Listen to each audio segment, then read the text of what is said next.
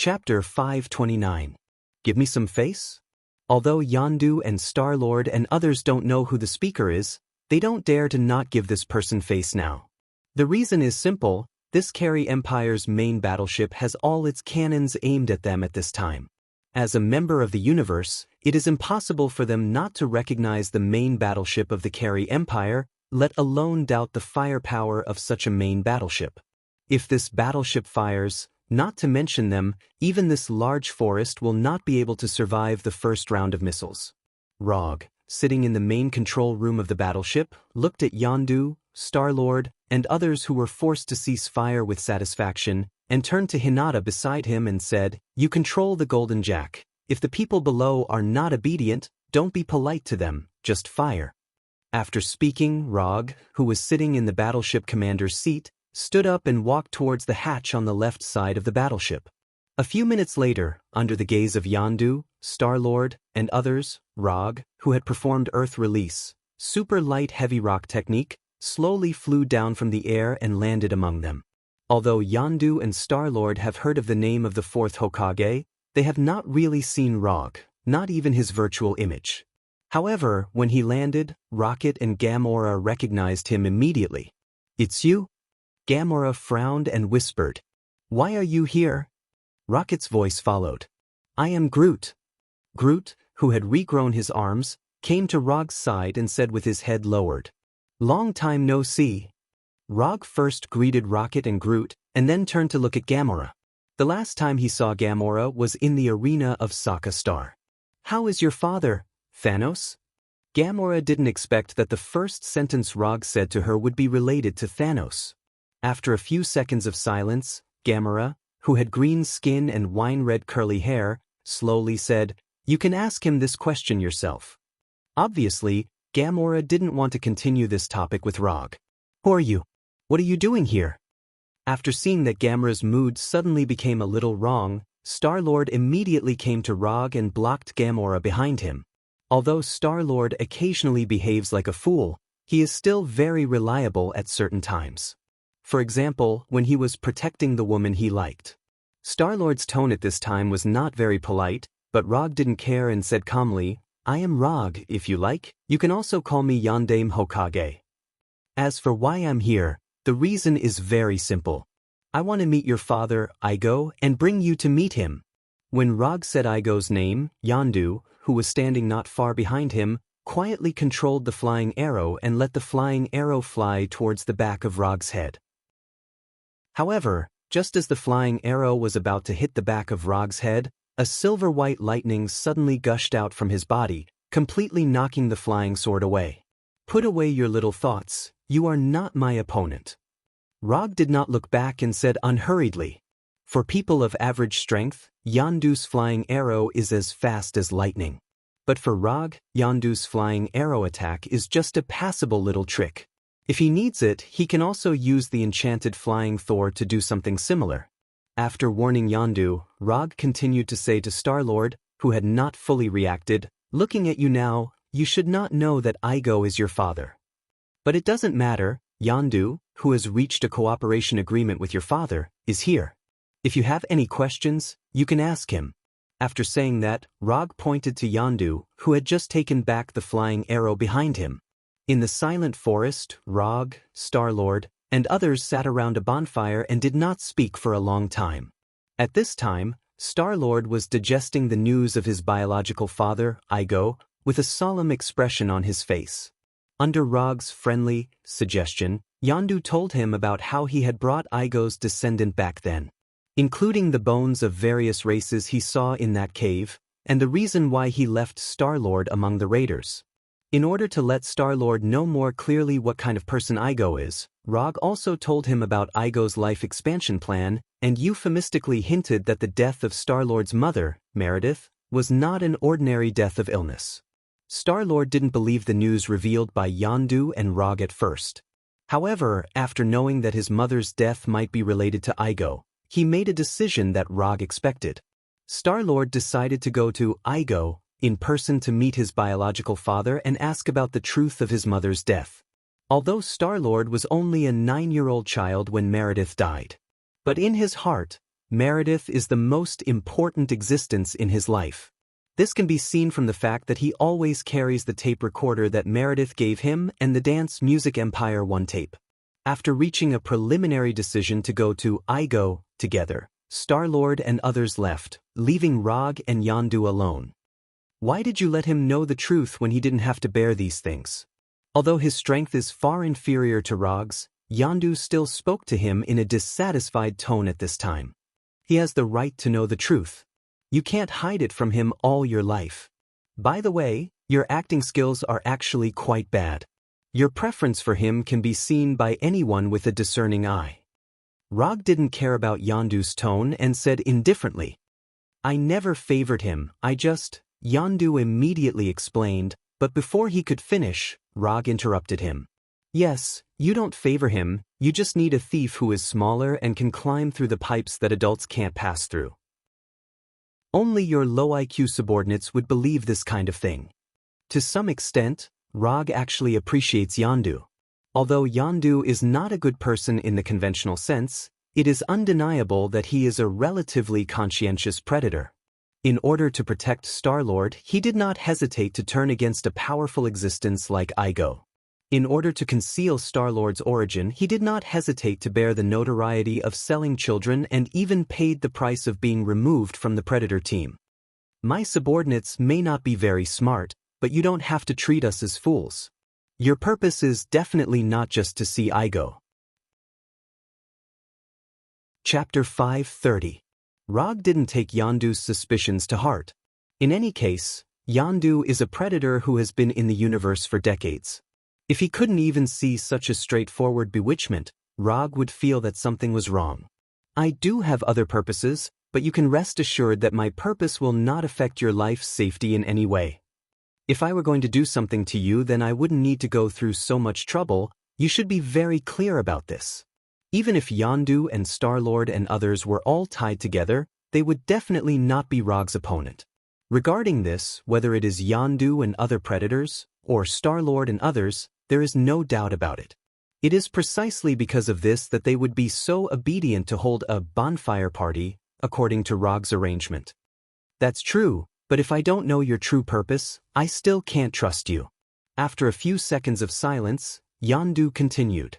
You don't need to trust me, you just need to know that this trip to Igo can wash away the stigma you have been carrying for many years, and it can also let Star-Lord know the truth about his mother's death. As for the rest, it has nothing to do with you. Although he does admire Yondu a little, this does not mean that Rog will tell him about his divine tree planting plan. So far, the only person who knows about this plan, besides him, is Hinata.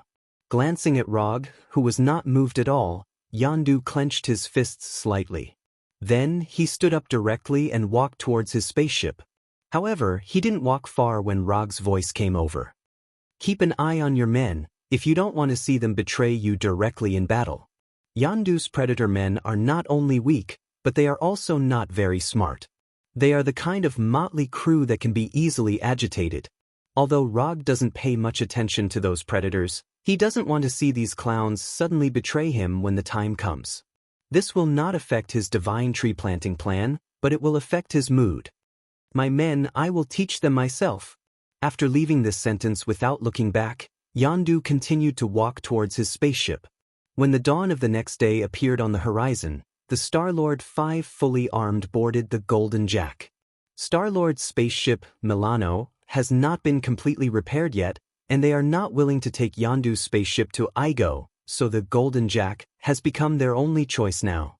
When the 5 of them came to the main control room of the battleship, Rog, who was sitting in the battleship commander position, said to them, "It seems that you had a good rest last night.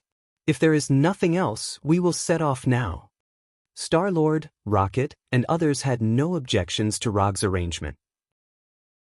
However, just as the Golden Jack slowly lifted off and flew towards outer space, Drax the Destroyer, who was topless and covered in strange tattoos, walked towards Hinata, who was setting the specific coordinates of planet Igo.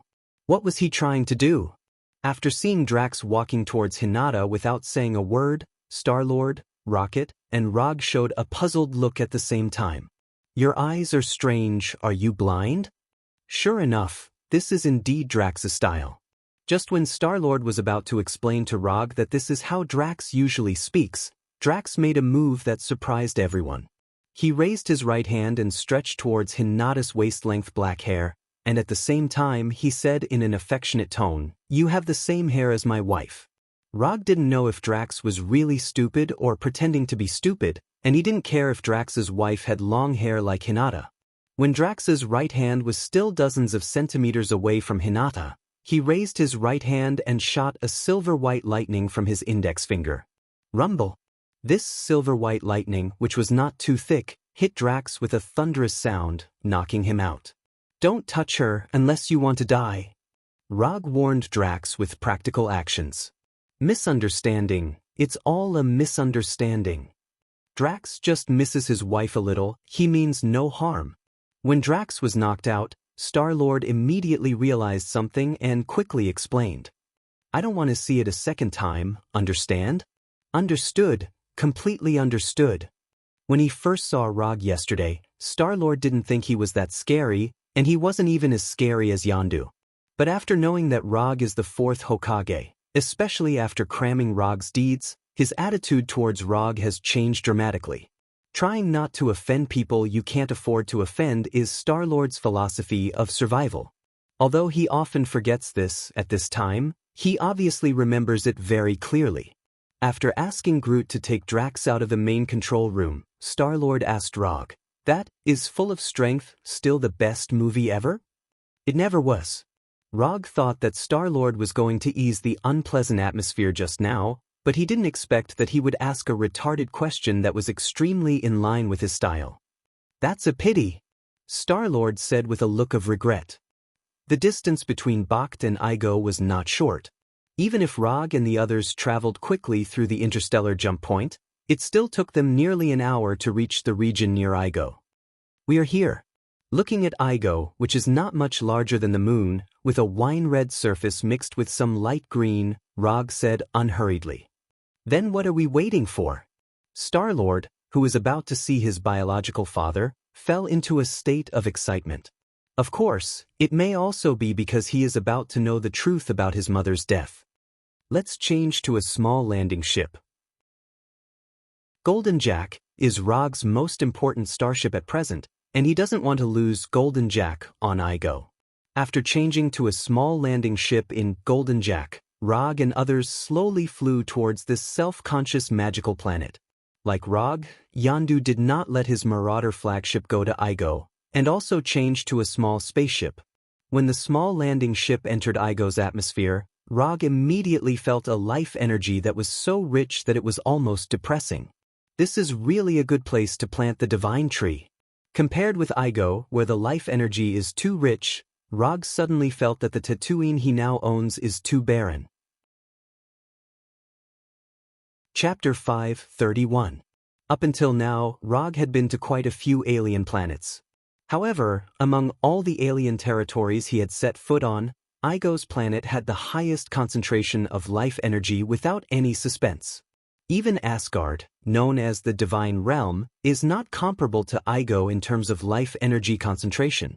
Although the life energy concentration of Igo is very high, Rog soon discovered the strangeness here.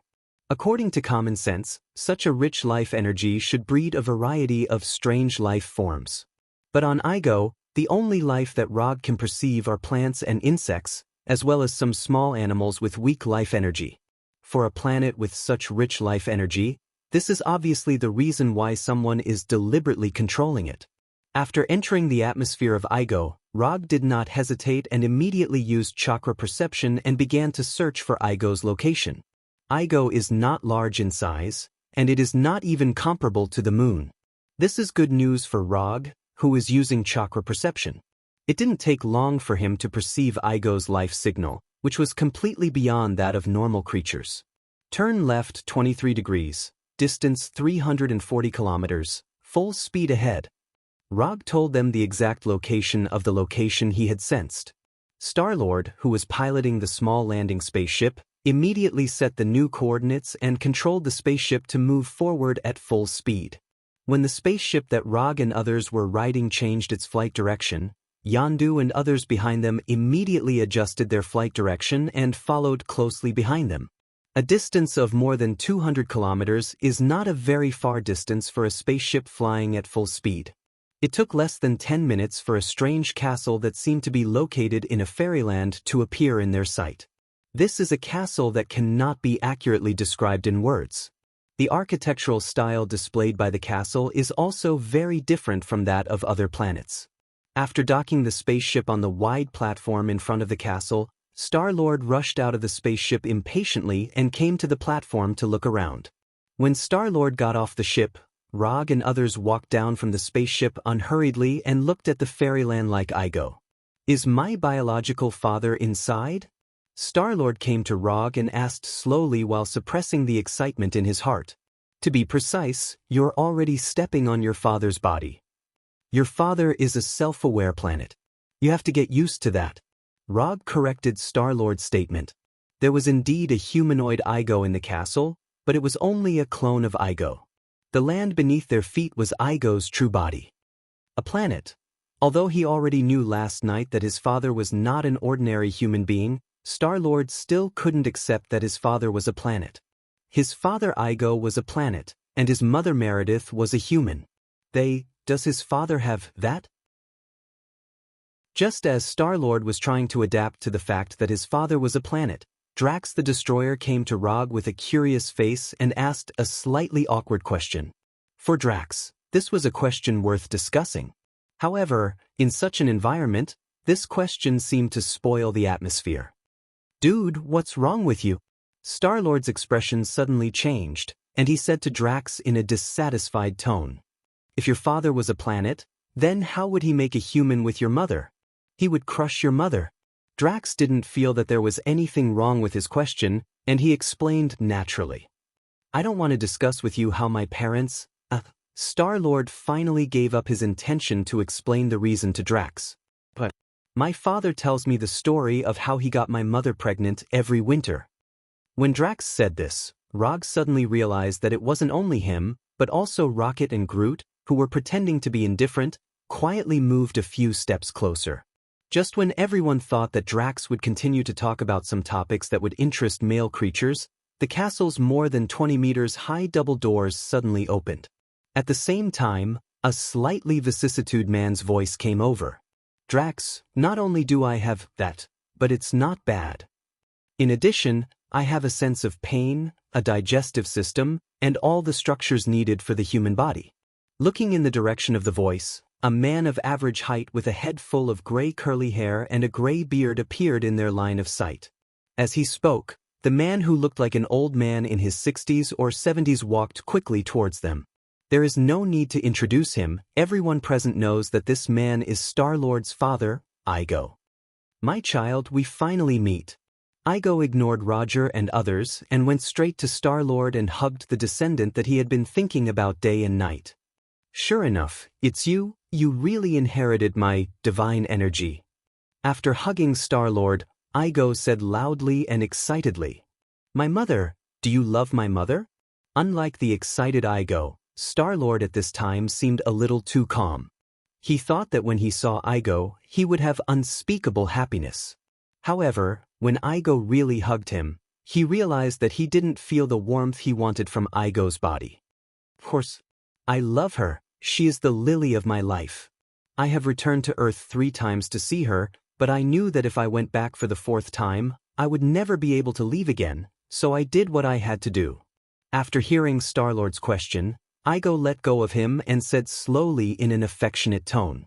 Then he said the words that completely broke Star-Lord's defense. "I am also very sad that she had a brain tumor." Igo used his actual actions to prove what it means to say the cruelest words in the most ordinary tone. "I know it sounds bad." Igo tried to continue to say something, but Star-Lord didn't give him such a chance at all.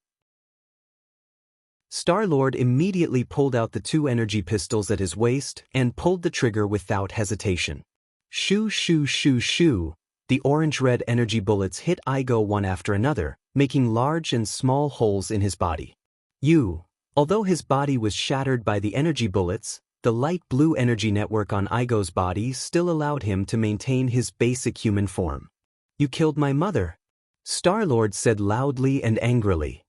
I spent so much time and energy to find the most suitable form for you, and this is how you thank me?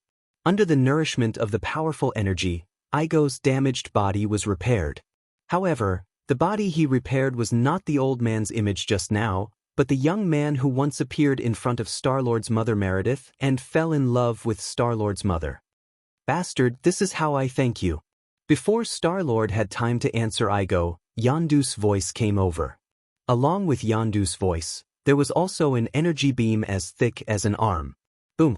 Without any suspense, Igo's body shattered. Chapter 5:32. Star-Lord just fired a few shots at Igo with his energy pistol, while Yondu directly raised his energy cannon and gave Igo a shot. If he didn't know, he would have thought that Yondu was the one whose mother was killed. Although EG's body had been blasted into pieces, this was nothing to him. It took less than 2 or 3 seconds for Igo, who had been broken into pieces, to return to his original old man appearance. Good, very good. Since you have come to my door together, then don't blame me for being rude.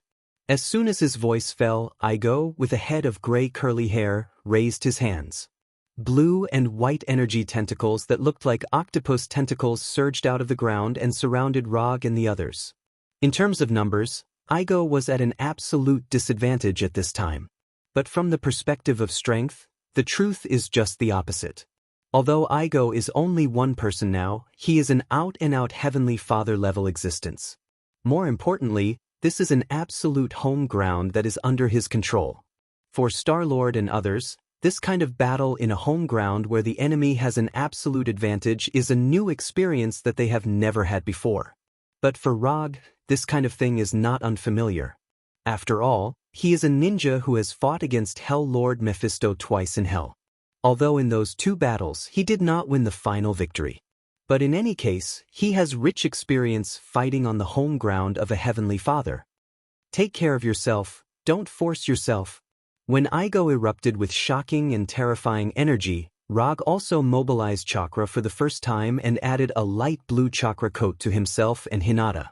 As for Star-Lord, Yondu, and others, they were directly ignored by him. It was indeed his plan to bring Yondu and Star-Lord to Igo, but this does not mean that he has to protect their safety all the time. To put it bluntly, the person who wants to take revenge on Igo now is not him, but Yondu and Star-Lord. Star-Lord wants to avenge his mother, Meredith. Yondu wants to wash away the stigma of child trafficking for himself. Whether Yondu is willing to admit it or not, he is the one who brought Igo's descendants to Igo Star. To a certain extent, it was because of him that Igo's mixed-blood descendants had become skeletons in the cave. I originally planned to carry out that grand expansion plan with you, but now it seems that you've given up on this glorious mission. The most suitable role for you right now is to be a 1000-year battery and watch me conquer the entire universe. Until now, Igo still only had Star-Lord in his eyes. Whether it was Yondu, who had just shot him, or Rog, who had put on Chakra's coat, they were not in his consideration at this time. However, he soon understood something. That is, in a battle, never ignore a powerful ninja. When Igo spoke harshly to Star-Lord and tried to manipulate the blue-white energy tentacles to attack Star-Lord, the ground under their feet suddenly shook violently. Wood release, World of Trees descends. This is the first time that Rog has used Mokutan after developing his sage body to 85%. Amidst the terrifying tremors that were akin to a magnitude 12 earthquake, towering trees rose from the ground one after another. Their thick and solid branches grew crazily like twisting pythons, completely enveloping the platform and the castle in front of Rog and the others. This is, when Rog just used Mokutan, Igo noticed that something was wrong. The rapidly growing sea of trees is like a black hole that devours life energy, frantically devouring all the life energy around it. The natural energy drifting in the air was crazily devoured by the sea of trees, causing the sea of trees that had already covered the sky and the sun to spread around uncontrollably. This feeling, for Igo, is like a group of parasites that suddenly appeared on his body and devoured his vitality. Hashirama once used Mokutan to calm the troubled world, allowing the ninja world to enter a new era of ninja village from the era of ninja clan killing each other. However, even Hashirama, the creator of Mokuton, would not have thought that in another world, someone would use the Mokuton he created to fight against an entire planet. If Igo is the creator of this planet, then the current Rog is an invader trying to erode this planet. His real body is deep underground. I will make a passage to the underground for you. As for this scum who plays with human feelings, leave it to me. Rog did not look back and said calmly to Yondu, Star-Lord and others.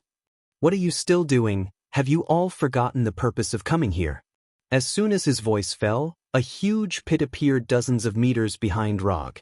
Looking down into the hole, one could see tree roots of different sizes, like a colony of ants digging a tunnel, either entwined or separated, constantly surging into the ground, forcibly opening up an underground passage that could allow small spaceships to pass through. Fourth Hokage Rog is very strong. Everyone who has heard of the title of Fourth Hokage knows this. But even so, Yondu, Star-Lord, and others did not expect that Rog's strength would be more overbearing than they imagined. When describing the power of an attack, many people like to use the phrase, changing terrain, to describe how strong an attack is. However, not everyone has the opportunity to witness these attacks that have the ability to change terrain with their own eyes. At this time, Rog not only proved with facts what a powerful attack that can change terrain is. He had even used his actions to prove how powerful a human from Earth could be.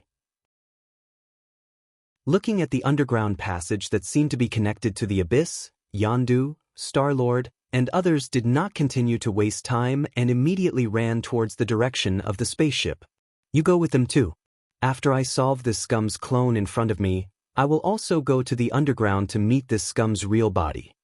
While controlling the thick branches to resist Igo's energy tentacles, Rog said to Hinata unhurriedly. Although Igo's real body is underground, the battle deep underground is not particularly dangerous. With Hinata's current strength, she can completely protect herself. Okay, I'll wait for you underground. After speaking, Hinata used the body flicker technique and disappeared, returning to the spaceship faster than Star-Lord and others.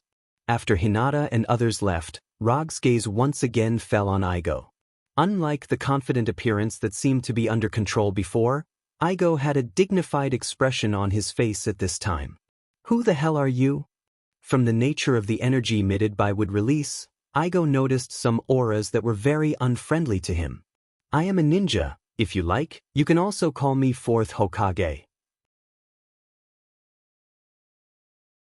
Chapter 5:33. Fourth Hokage?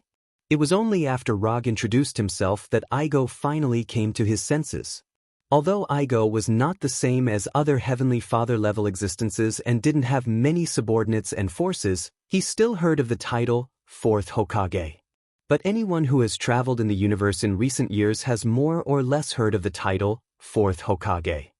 Defeated Ronin the Manipulator and tied with the crazy Titan Thanos. There are not many people in the universe who can do these two things. Not to mention, Rog did it as an Earthling. Compared with other cosmic civilizations, the Earth is undoubtedly a backward civilization. In the eyes of other intelligent races, the humans on the Earth are also a weak race. Therefore, this also highlighted Rog's strength even more. After all, a strong person from a backward civilization is more interesting than a strong person from a powerful civilization.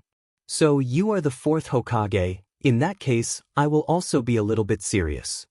Igo just finished speaking, and the calm earth shook again. Rocks, soil, plants.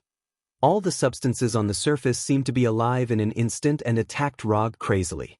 Along with these rocks and soil, there were also blue and white energy tentacles.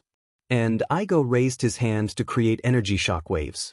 Facing these overwhelming attacks with no blind spots, Rog's body once again surged with light blue chakra visible to the naked eye.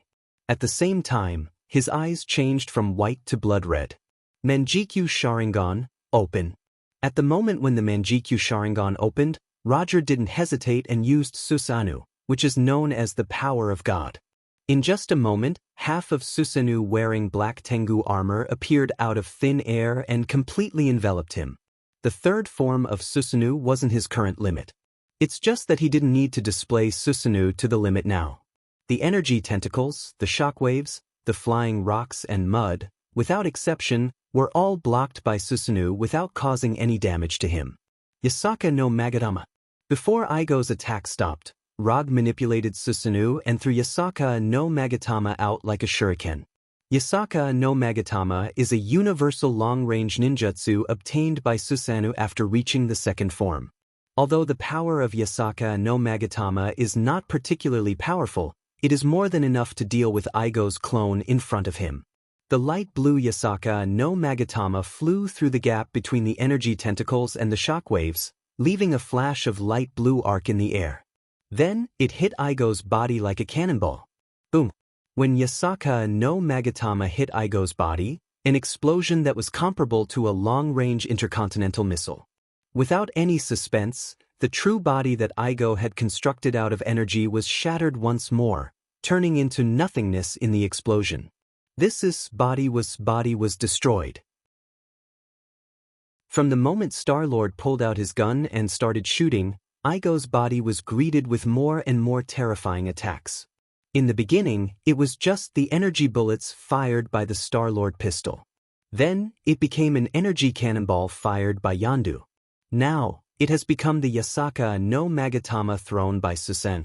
For a Heavenly Father-level existence, having his body destroyed one after another is undoubtedly a very serious slap in the face.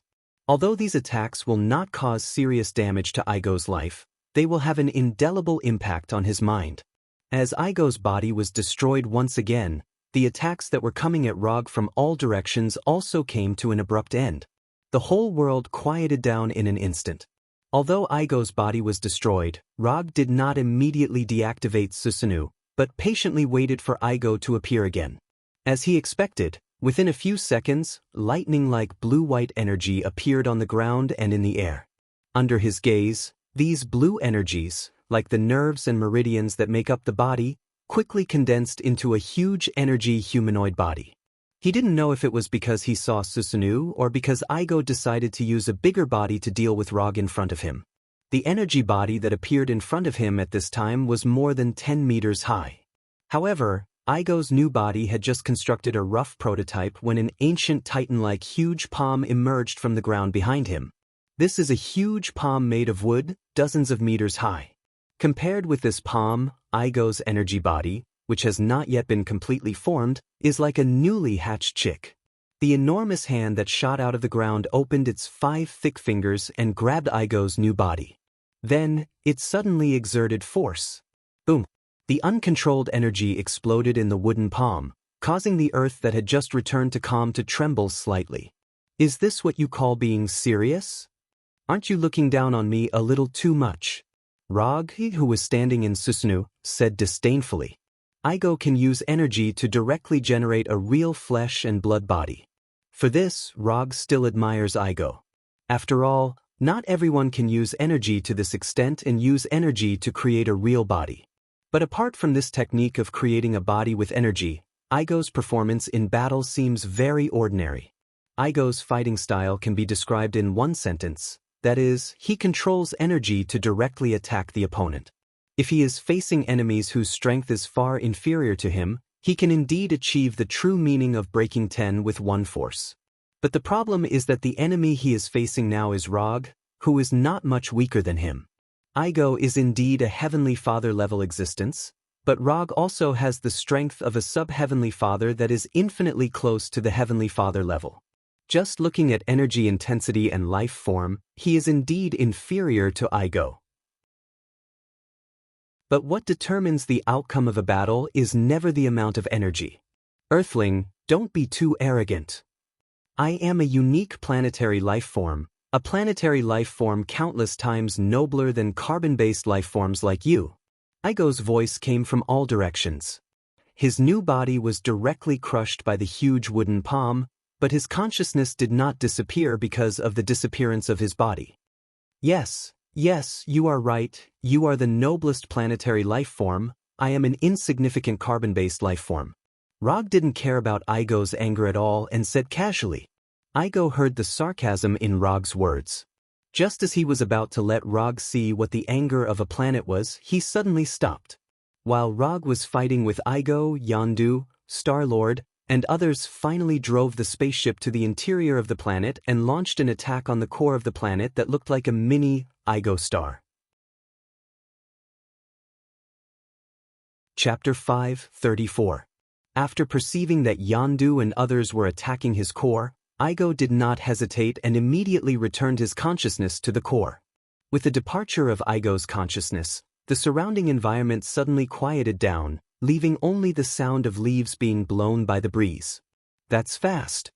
After confirming that Igo's consciousness had completely left, Rog dispelled Susanoo and began to sense the flying Thor technique on Hinata's body. In the next second, his figure disappeared out of thin air. Although there is an underground passage not far behind him that leads directly to Igo's core, compared to the flying Thor, entering the underground from the passage is undoubtedly too slow. In just an instant, he came to Hinata's side and flashed inside the landing spaceship. Now, it is still Star-Lord and Rocket who are controlling the spaceship. However, one of them is controlling the flight of the spaceship, and the other is controlling the spaceship's weapons. Is this broken spaceship only this much firepower? This firepower is not enough at all. Rocket, who was controlling the weapon, did not notice the arrival of Rog and complained in his usual tone. This is a landing spaceship, not a battleship. You can't expect a landing spaceship to have much firepower. After hearing Rocket's complaint, Star-Lord silently explained. Unlike Rocket, who has a phobia of insufficient firepower, Star-Lord is still very satisfied with this landing spaceship. In terms of performance, the performance of this landing spaceship is even higher than his Milano. This is the landing spaceship of the Carey Empire's main battleship, and it is one of the most technologically advanced spaceship models in the Carey Empire. If you don't think the firepower is enough, I don't mind you taking your energy gun to attack the shell of Igo's core. Just as Rocket was about to continue complaining, Rog's voice sounded from behind him, making him quiet down instantly. Although he hasn't been dealing with Rog for a long time, he knows very well that Rog is not someone he can offend. This was something he had personally experienced when they first met in the land of nothingness. We need more firepower, otherwise we can't break this damn shell. After a few seconds of silence, Rocket expressed his idea of wanting more firepower. I'll deal with the problem of firepower. You guys just need to avoid Igo's attacks. After that, Rog opened the hatch of the spaceship's coordinates and flew out using the super light rock technique. Different from the fairyland on the surface of the planet, the underground space where Igo's core was located was like a cell in the microscopic world. The spiral stone pillars that were connected to the core of Igo and the caves that were emitting crimson or green colors on the surrounding stone walls made the underground space feel like a multiverse. After flying out of the landing spaceship, Rog glanced at Yondu and the other's spaceship.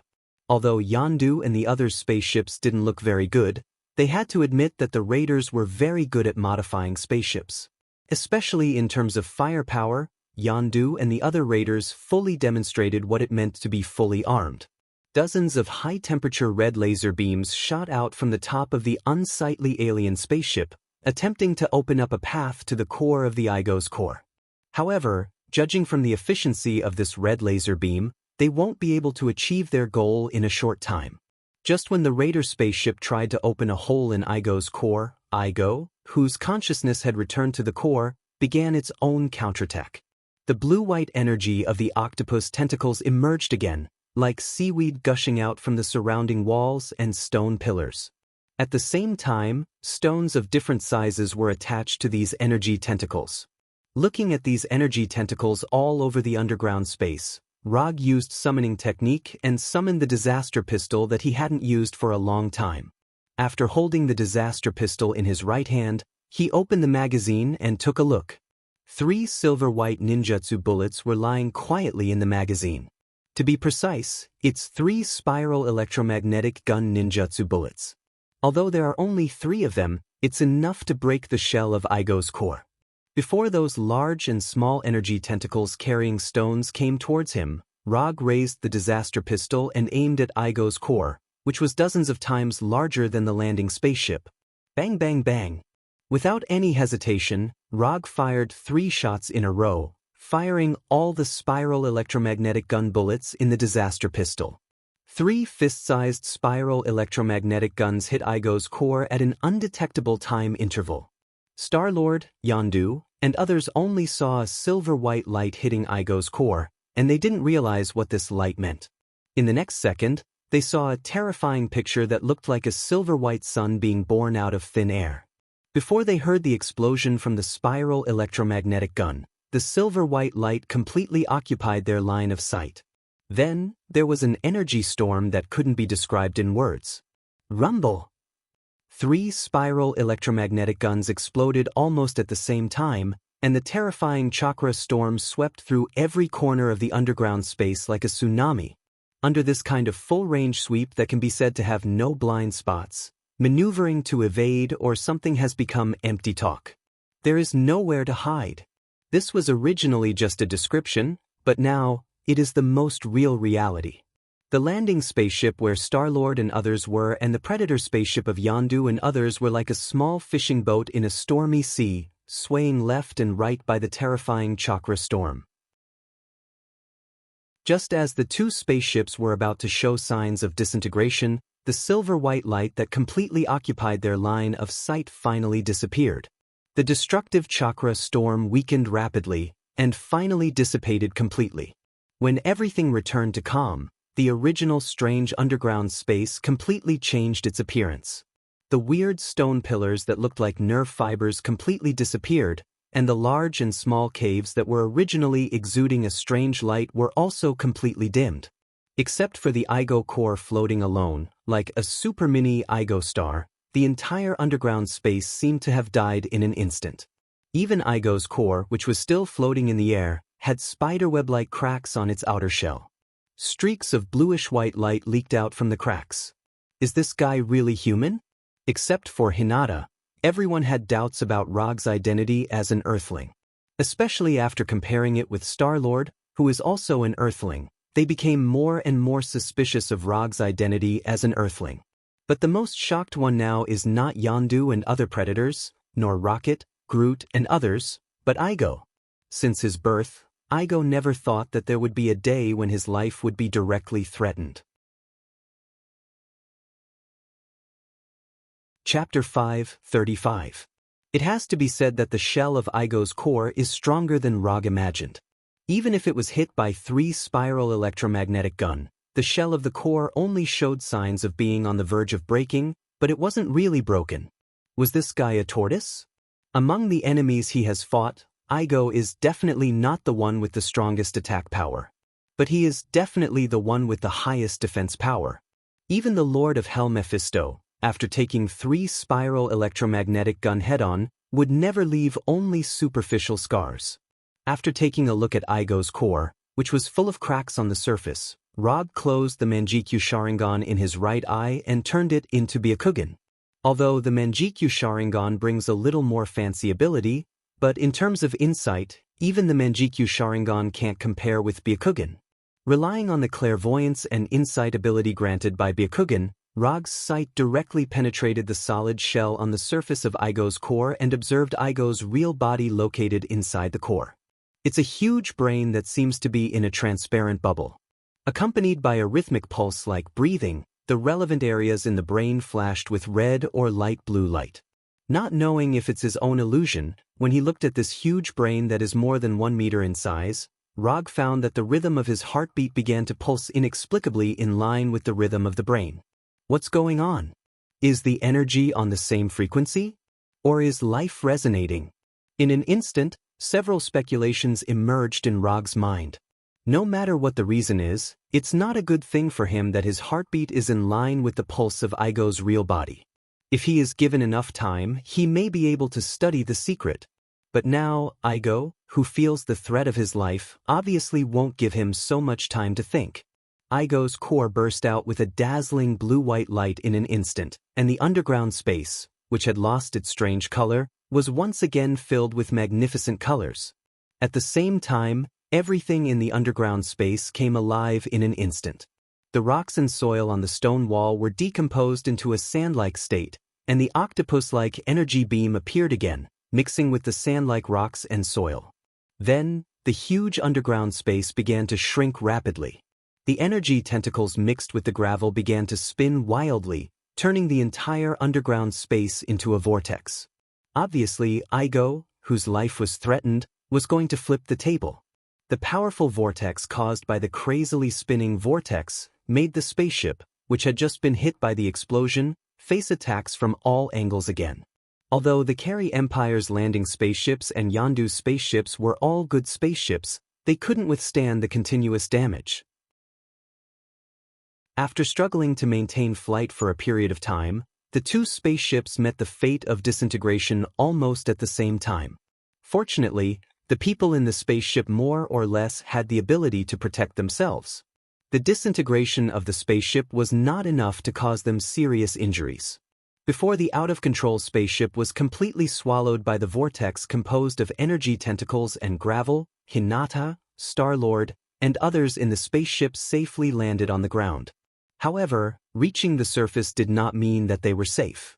Under Igo's control, they were quickly attacked by energy tentacles and gravel as soon as they landed. After Rog, who was floating in the air, confirmed the current situation of Hinata and others with the Byakugan, he threw the disaster pistol held in his right hand back into the summon scroll. Since Igo was going to flip the table, there was no need for him to continue to test anything with Igo. If they were two gamblers at the gambling table, then this is the last moment of their game. Without any hesitation, Rog began to switch the Mangekyo pattern of his left eye. The triangular arc dart pattern began to spin wildly. After the rotation stopped, the Mangekyo pattern in his left eye turned into a sharper four-cornered dart pattern. To use the Mangekyo Dojutsu, known as the strongest genjutsu, Rog must first change the pattern of Mangekyo Dojutsu to Uchiha Shursue's Mangekyo Dojutsu. Then, he can use this powerful dojutsu that can control others at will and permanently change their consciousness.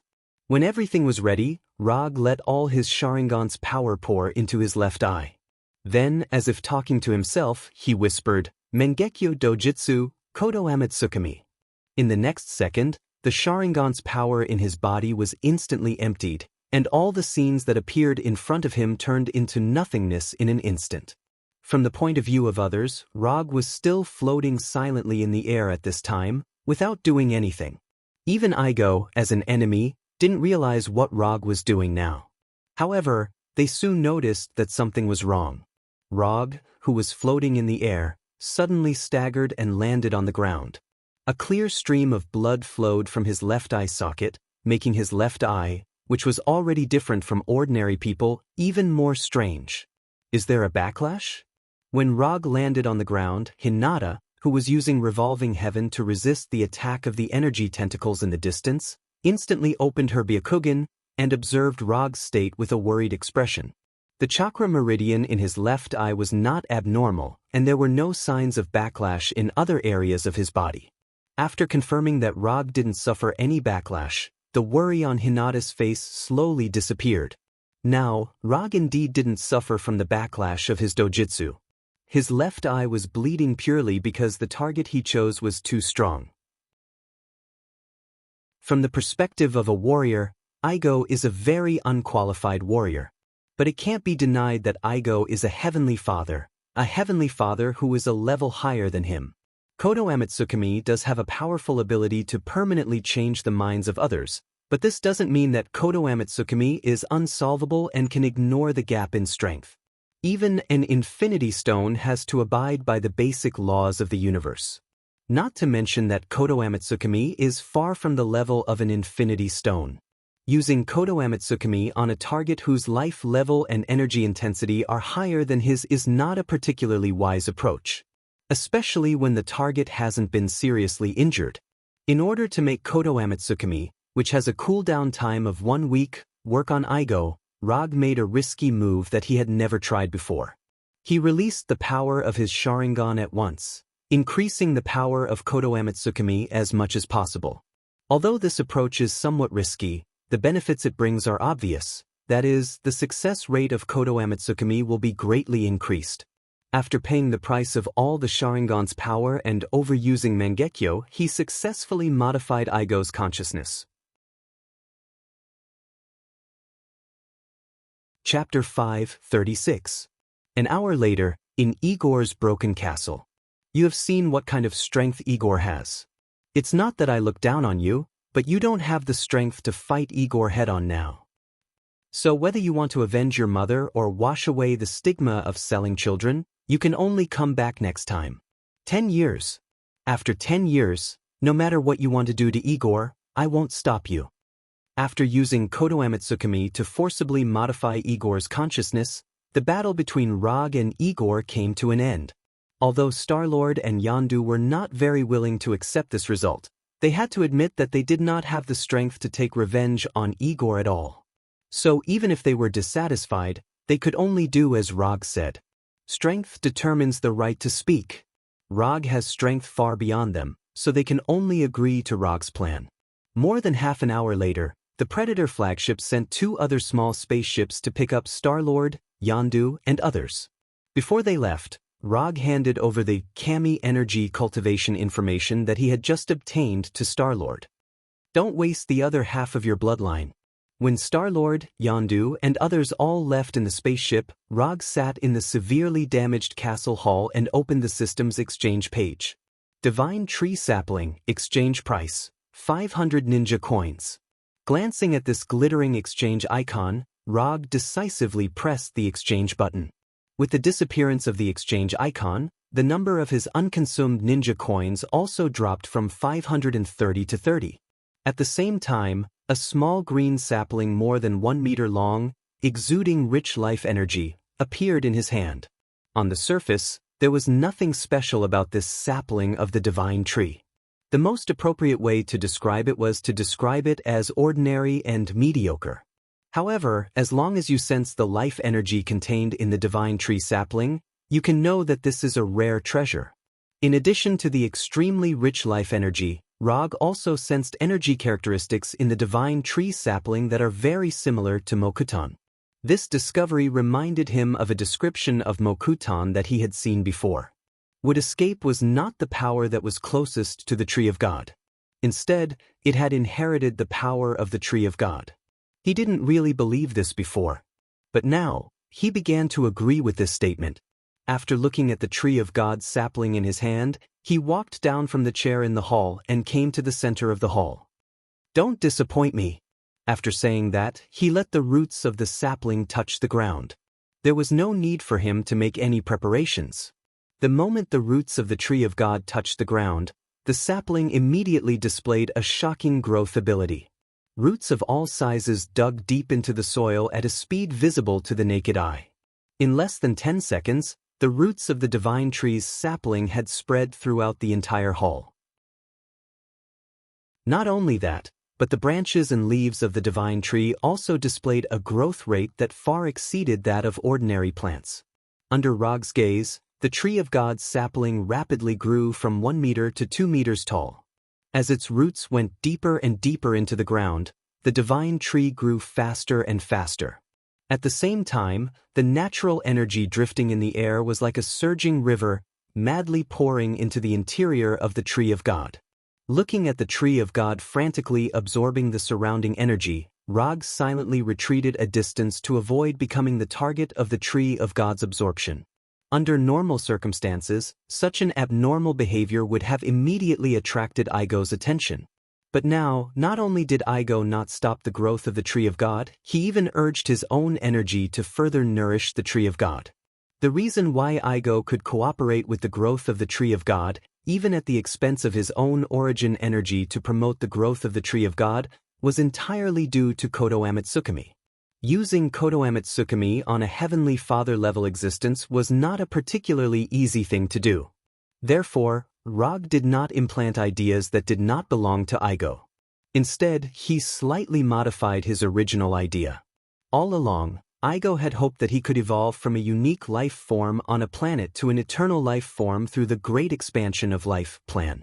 What Rog did was to use Kodo Ametsukami to modify Igo's Great Expansion of Life plan into his own Tree of God planting plan. Because these two plans have some keywords such as planting, evolution, and life, the difficulty of modifying them is relatively low, and it's better to hide it from Igo so that he won't have an instinctive rejection. After confirming that the sapling of the Tree of God has entered a normal state of growth, Rog returned to the Golden Jack in outer space with Hinata. To be precise, he returned to the Golden Jack with Hinata and the Mantis Girl. Rog wasn't the one who discovered the mantis. It was Hinata who was wandering around Igo's castle when she was suddenly attacked by the mantis. It was only then that she discovered the mantis with 2 antennae on her head and naive to the point of foolishness. Although the mantis has been in the castle all this time, she didn't know what was going on outside. So when she saw Hinata, she used her special ability to empathize with her and tried to make the intruder fall asleep. However, before she could touch Hinata, she was sent flying by Hinata's gentle fist. After knowing the identity of the Mantis Girl, Hinata came up with the idea of taking her away. In her words, she needs a personal assistant now. Roger didn't even think about Hinata's decision and directly agreed. It's just a Mantis Girl, even if he brings her back to Earth, it won't cause any trouble. And instead of leaving the Mantis Girl to Igo, who is already full of nourishing the Tree of God, it's better to bring her back to Konoha. Maybe there will be some recycling effect.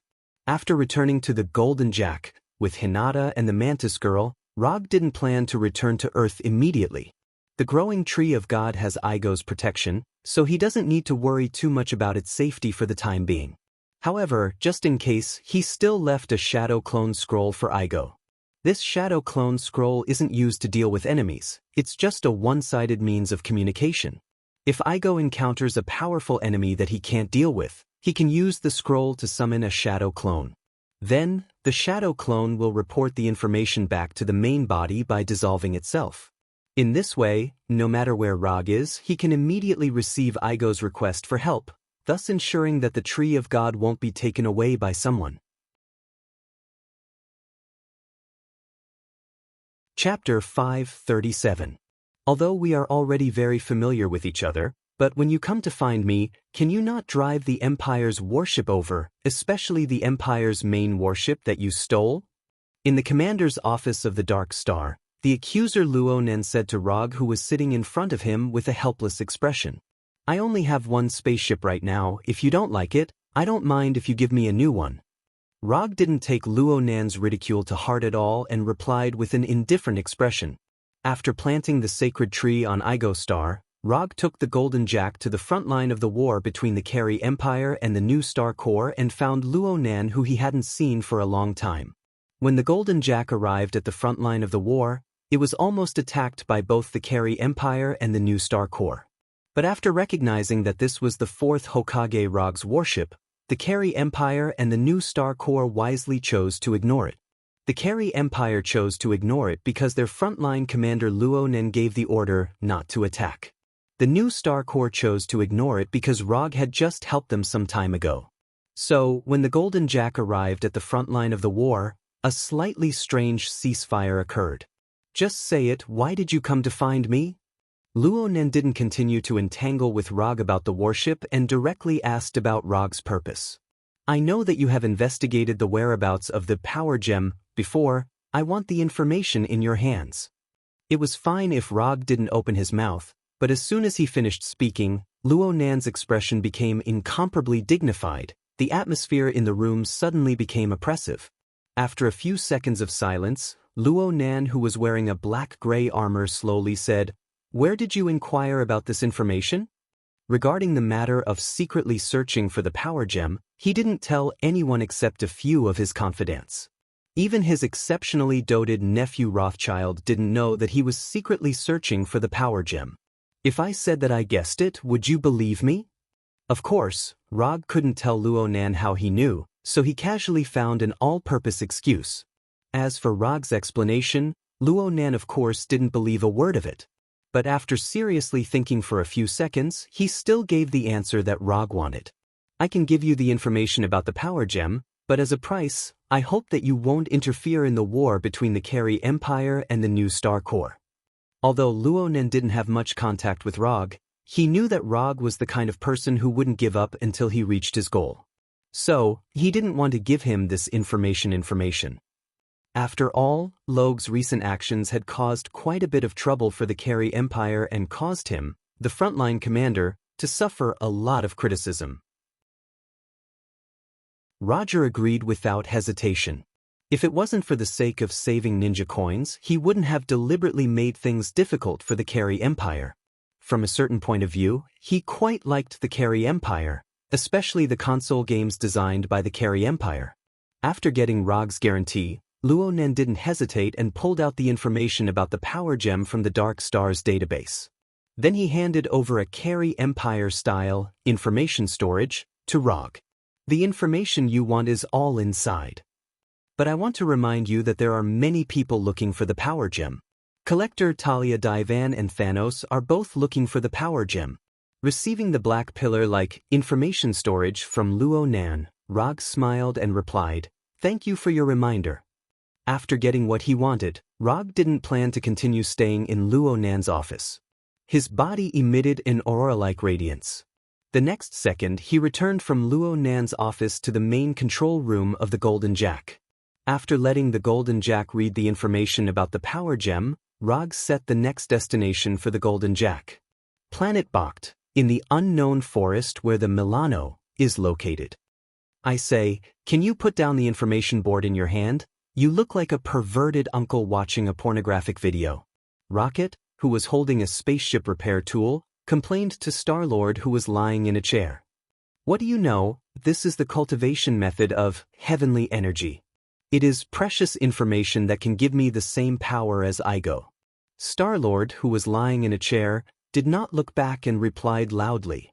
You are only half of Igo's bloodline, and you can only get half of Igo's power at most. Rocket's disdainful voice came again. What's wrong with being an Earthling? Rog is also an Earthling, and the bloodline of an Earthling can also be very powerful. Since they left Igo, Star-Lord has been holding this information screen recording the heavenly energy cultivation method all day long, trying to quickly master the heavenly energy in his body. However, he doesn't know if it's because of his IQ or because he can only self-study. Star-Lord has never been able to sense the heavenly energy in his body, let alone use it. You are not Rog, you are an uncle with a belly full of fat. When it comes to complaining, Rocket is definitely the strongest existence in the Guardian of the Galaxy. Just as Rocket and Star-Lord were arguing, Rog's Golden Jack once again came to the sky above the forest. He is not quite sure that Star-Lord and others are still on Bohut, but in terms of time, this possibility is very high. After getting off the Golden Jack, he went directly to Star-Lord and told him what he was here for. In terms of combat power, the current Star-Lord can only be regarded as a little bit of strength at best. But in terms of finding things, he has an amazing talent. This is all the information about the Universal Spirit Ball. I hope you can find it. If you can find the Universal Spirit Ball, these 200 million new star coins will be yours. After speaking, Rog threw a new star card to Star-Lord. 200 million new star coins? Are you serious? Star-Lord doesn't doubt that Rog can come up with 200 million new star coins, but he can't figure out what Rog wants this so-called Universal Spirit Ball for. I never joke about commissions. After you find it, you can send a message to the Golden Jack, or come directly to Earth to find me. After handing over the search for the Universal Spirit Ball to Star-Lord, Rog did not stay on Bohut and returned to the Golden Jack, and began to return to Earth. Although the universe is very good, only Earth can make people feel a sense of belonging. Looking at the Golden Jack that quickly lifted off and disappeared, Star-Lord, Rocket, and others looked at the new star card and the information screen given by Rog with a confused expression. Chapter 5:38. Time flew by, and before he knew it, more than a month had passed since Rog planted the divine tree. During this time, in addition to continuing to improve his sage body and the resonance between him and QB, Rog did the most was to open the portal from time to time to return to Igo and check on the growth progress of the divine tree. It had to be said that the rich natural energy on Igo provided a unique growth environment for the divine tree. In just over a month, the divine tree grew from a small sapling more than 1 meter tall to more than 30 meters tall and became a towering tree that required 5 or 6 people to wrap their arms around it. Looking at the amazing growth of the divine tree, Rog felt that the 500 ninja coins were well spent. 500 ninja coins for a chakra fruit? This was a good deal no matter how you looked at it. After checking the growth progress of the divine tree again, Rog opened the portal and returned to the office at Konoha's headquarters. Then, he picked up the agreement document on the table that was as thick as a dictionary. New York Agreement. Although it was an agreement, the content of the New York Agreement was completely different from the Sokovia Agreement in his memory. The Sokovia Agreement was an agreement that was only for the Avengers. However, the New York Agreement that appeared now was for all superheroes, including Rog and others who had official identities on the surface. From this point of view, the New York Agreement was very similar to the Superhero Registration Act, in his memory. The agreement had been sent to his office a week ago. However, he didn't take the agreement too seriously and didn't give his own response. However, just yesterday he received a final notice from the White House and the news that the Avengers had agreed to sign the agreement. Rog wasn't surprised by the agreement's appearance. When more and more superheroes were uncontrolled, the government would sooner or later introduce relevant agreements to limit the arbitrary heroic actions of superheroes. In this regard, Konoha's Intelligence Bureau led by Rog was a good example. Konoha's Intelligence Bureau had an official identity and received a salary from the Ministry of Finance, but it didn't listen to the official mobilization. It was completely under Rog's control. Although the White House and the military had always been dissatisfied with his strength, they could only accept it. But now, the government directly announced the existence of the New York Agreement to the public, pointing the arrow at Konoha, or rather, at Rog. At this time, the support of the people became a very important factor. Because of Konoha's tyrannical behavior and Rog's history of threatening ordinary people, after the New York Agreement was made public, Konoha and Rog suddenly became the target of public criticism. The media that never dared to report unfavorable news about Konoha, as well as the counselors and celebrities who never dared to oppose Konoha in public, jumped out one after another. They almost directly protested in front of the gate of Konoha's headquarters. In addition, Ross, who was already the Secretary of State, applied for resignation on the day the agreement was sent to Konoha, citing health and personal reasons, and transferred all his work to the Deputy Secretary of State. Ross was Konoha's only ally in the official system, and he was also the middleman between Konoha and the military. His resignation means that Konoha has lost the support of the government and the military. Number 2, reply to the White House, say that Konoha will not sign this agreement. Rog threw the New York Agreement in his hand, which was as thick as a dictionary, into the trash can, and said to Number 2 without raising his head, "Yes, sir." Number 2 had no doubts about Rog's orders, and he immediately informed the White House of his decision. When Number 2 informed the White House of his reply, less than 3 minutes later, his private phone rang. The caller was none other than Tani. "You're very well informed. I just made a decision here, and your call came." He didn't need to think about the purpose of Tani's call. "Are you really going to refuse the agreement? This is not a very wise decision. You have to know, behind the agreement are 117 countries. You are an enemy of the whole world." Tani didn't have the unruly tone before, and he said to Rog very seriously, "No, it's not the whole world. It's just the United States and its 116 lackeys. 117 countries." This number sounded very intimidating. But in fact, it's not as serious as imagined. As long as China across the Pacific Ocean is not on the agreement list, this agreement will never represent the whole world. Even so, this is a very powerful agreement. If you refuse so straightforwardly, it will only make things more serious. Tani is still persuading Rog, trying to persuade him to accept the existence of the agreement for the time being. "As a friend, I appreciate your concern. But if you are trying to persuade me as a lobbyist, I have only one answer, that is, I will not sign this agreement, and Konoha will not sign it." To be honest, Rog doesn't know how a New York agreement suddenly appeared. But no matter why this agreement appeared, and no matter what kind of power the people behind this agreement have, he will not sign this agreement. The reason is simple. The agreement requires superheroes to register all their information in detail and cooperate with relevant institutions to do certain physical examinations. For Tani, this requirement is not a problem at all, because all his power comes from the Iron Man armor. As long as the agreement does not require him to hand over the details of the Iron Man armor, he does not have to worry about the danger of the secrets of the Iron Man armor being leaked. But for Rog, Quicksilver, and others, checking their bodies in detail is directly studying their extraordinary abilities. Regarding this, as long as Rog's brain is not filled with water, it is absolutely impossible for him to agree to this condition. Of course, it is not ruled out that when the agreement was made, it was calculated that he would never accept this in order to make him refuse to sign the agreement. After ending the call with Tani, Rog became more and more curious about who proposed such an agreement and what they used to persuade the White House to get official support. Although the politicians in the White House are not good at fighting, they also understand that all strategies are based on the premise that they have enough self-protection and countermeasure ability. Otherwise, these so-called stratagems were just armchair strategies. Rog hasn't experienced this feeling of being eaten by others for a long time. This gives him a plan to have a good time with the planners behind the agreement.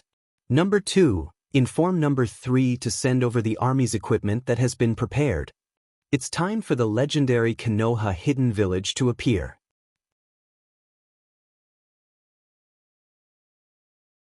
Chapter 539. When he announced that he was the 4th Hokage, he once mentioned the existence of Konoha Hidden Village in front of the world. Although later many organizations and countries tried to find this so-called Konoha Hidden Village. But obviously, no one has found this legendary Konoha Hidden Village. After all, even Rog himself didn't have plans to establish Konoha Hidden Village at that time. Yes, sir. Number 2's mechanical voice immediately sounded. After ordering Number 2, Rog left the office and returned to his room, put on the Carry Empire's virtual game helmet, and opened the strategy game called Empire Civilization 6, Total War. Although he still didn't know who the mastermind behind the agreement was, he had to admit that the mastermind who was hiding in the dark had played a beautiful hand. Using the official and civilian support, he suddenly turned Konoha's intelligence agency into a villain. First, he made Konoha lose official support and legal identity, and then he used the method of making the agreement public to gain the support of the people. If it weren't for the fact that Hydra has been beaten to a pulp, Rog would doubt whether this agreement was drafted by Hydra. Although Hydra's strength wasn't that great, it was still very good at playing tricks and scheming. However, even if Hydra is really one of the members behind the agreement, they will only be a small role. The reason is very simple. Hydra can't give the White House and the military any guarantee of strength.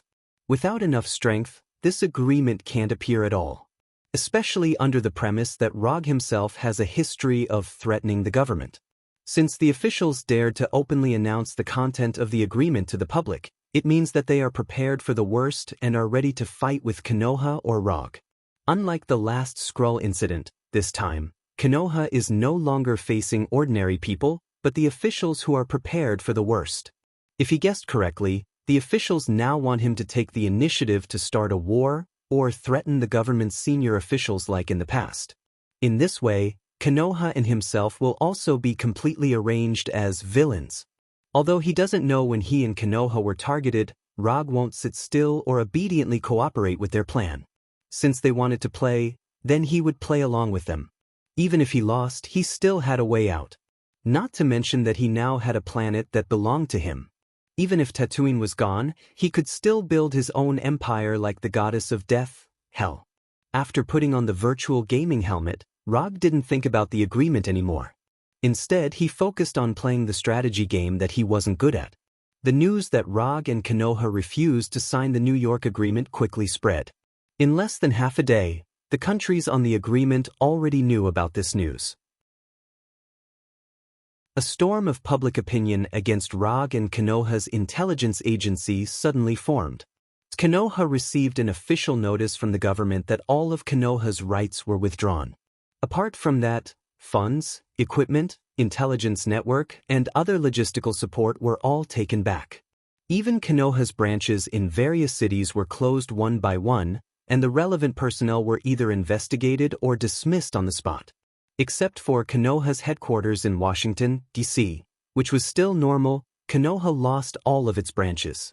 In a conference room in Konoha's headquarters, Rog said to Mr. Miracle and the other three who had been included in Konoha's battle order but didn't disclose their identity to the public, "You have seen the current situation of Konoha.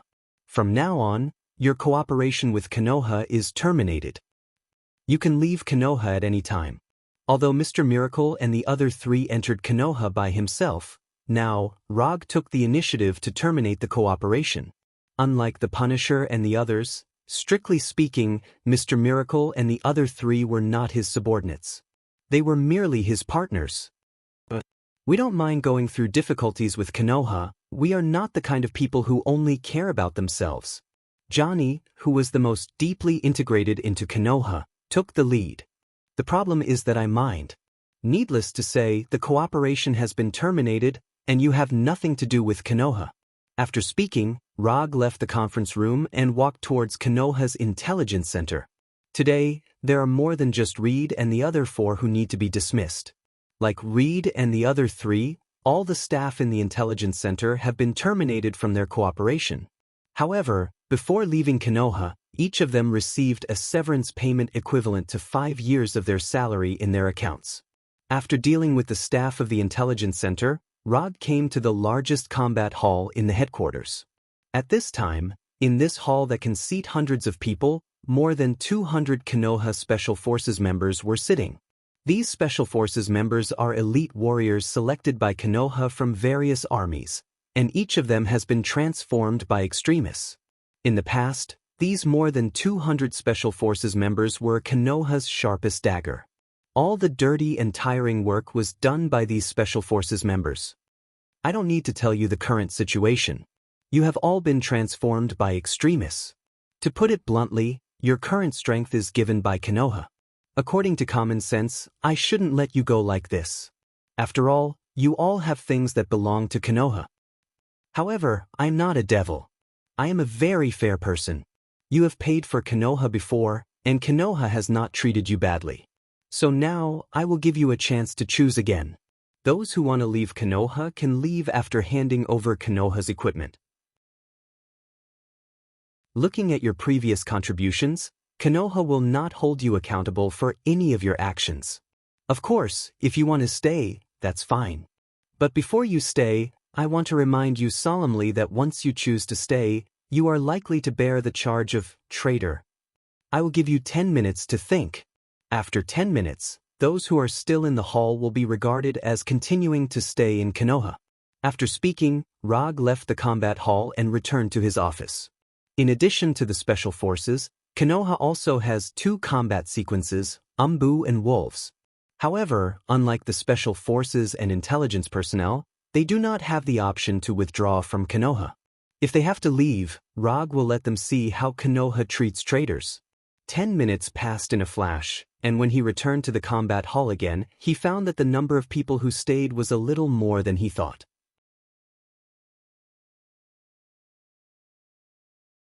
Chapter 540. Rog thought that there would be at most 40 or 50 people left. After all, these Special Forces were soldiers who served the country before coming to Konoha. However, now, there were more than 160 Special Forces members still sitting in the war hall. Only about 1/3 of the Special Forces members chose to leave. This proportion was far lower than what he had expected. Although he didn't know why these Special Forces members chose to stay, he still felt a little relieved when he saw that the number of people who stayed was far beyond his expectations.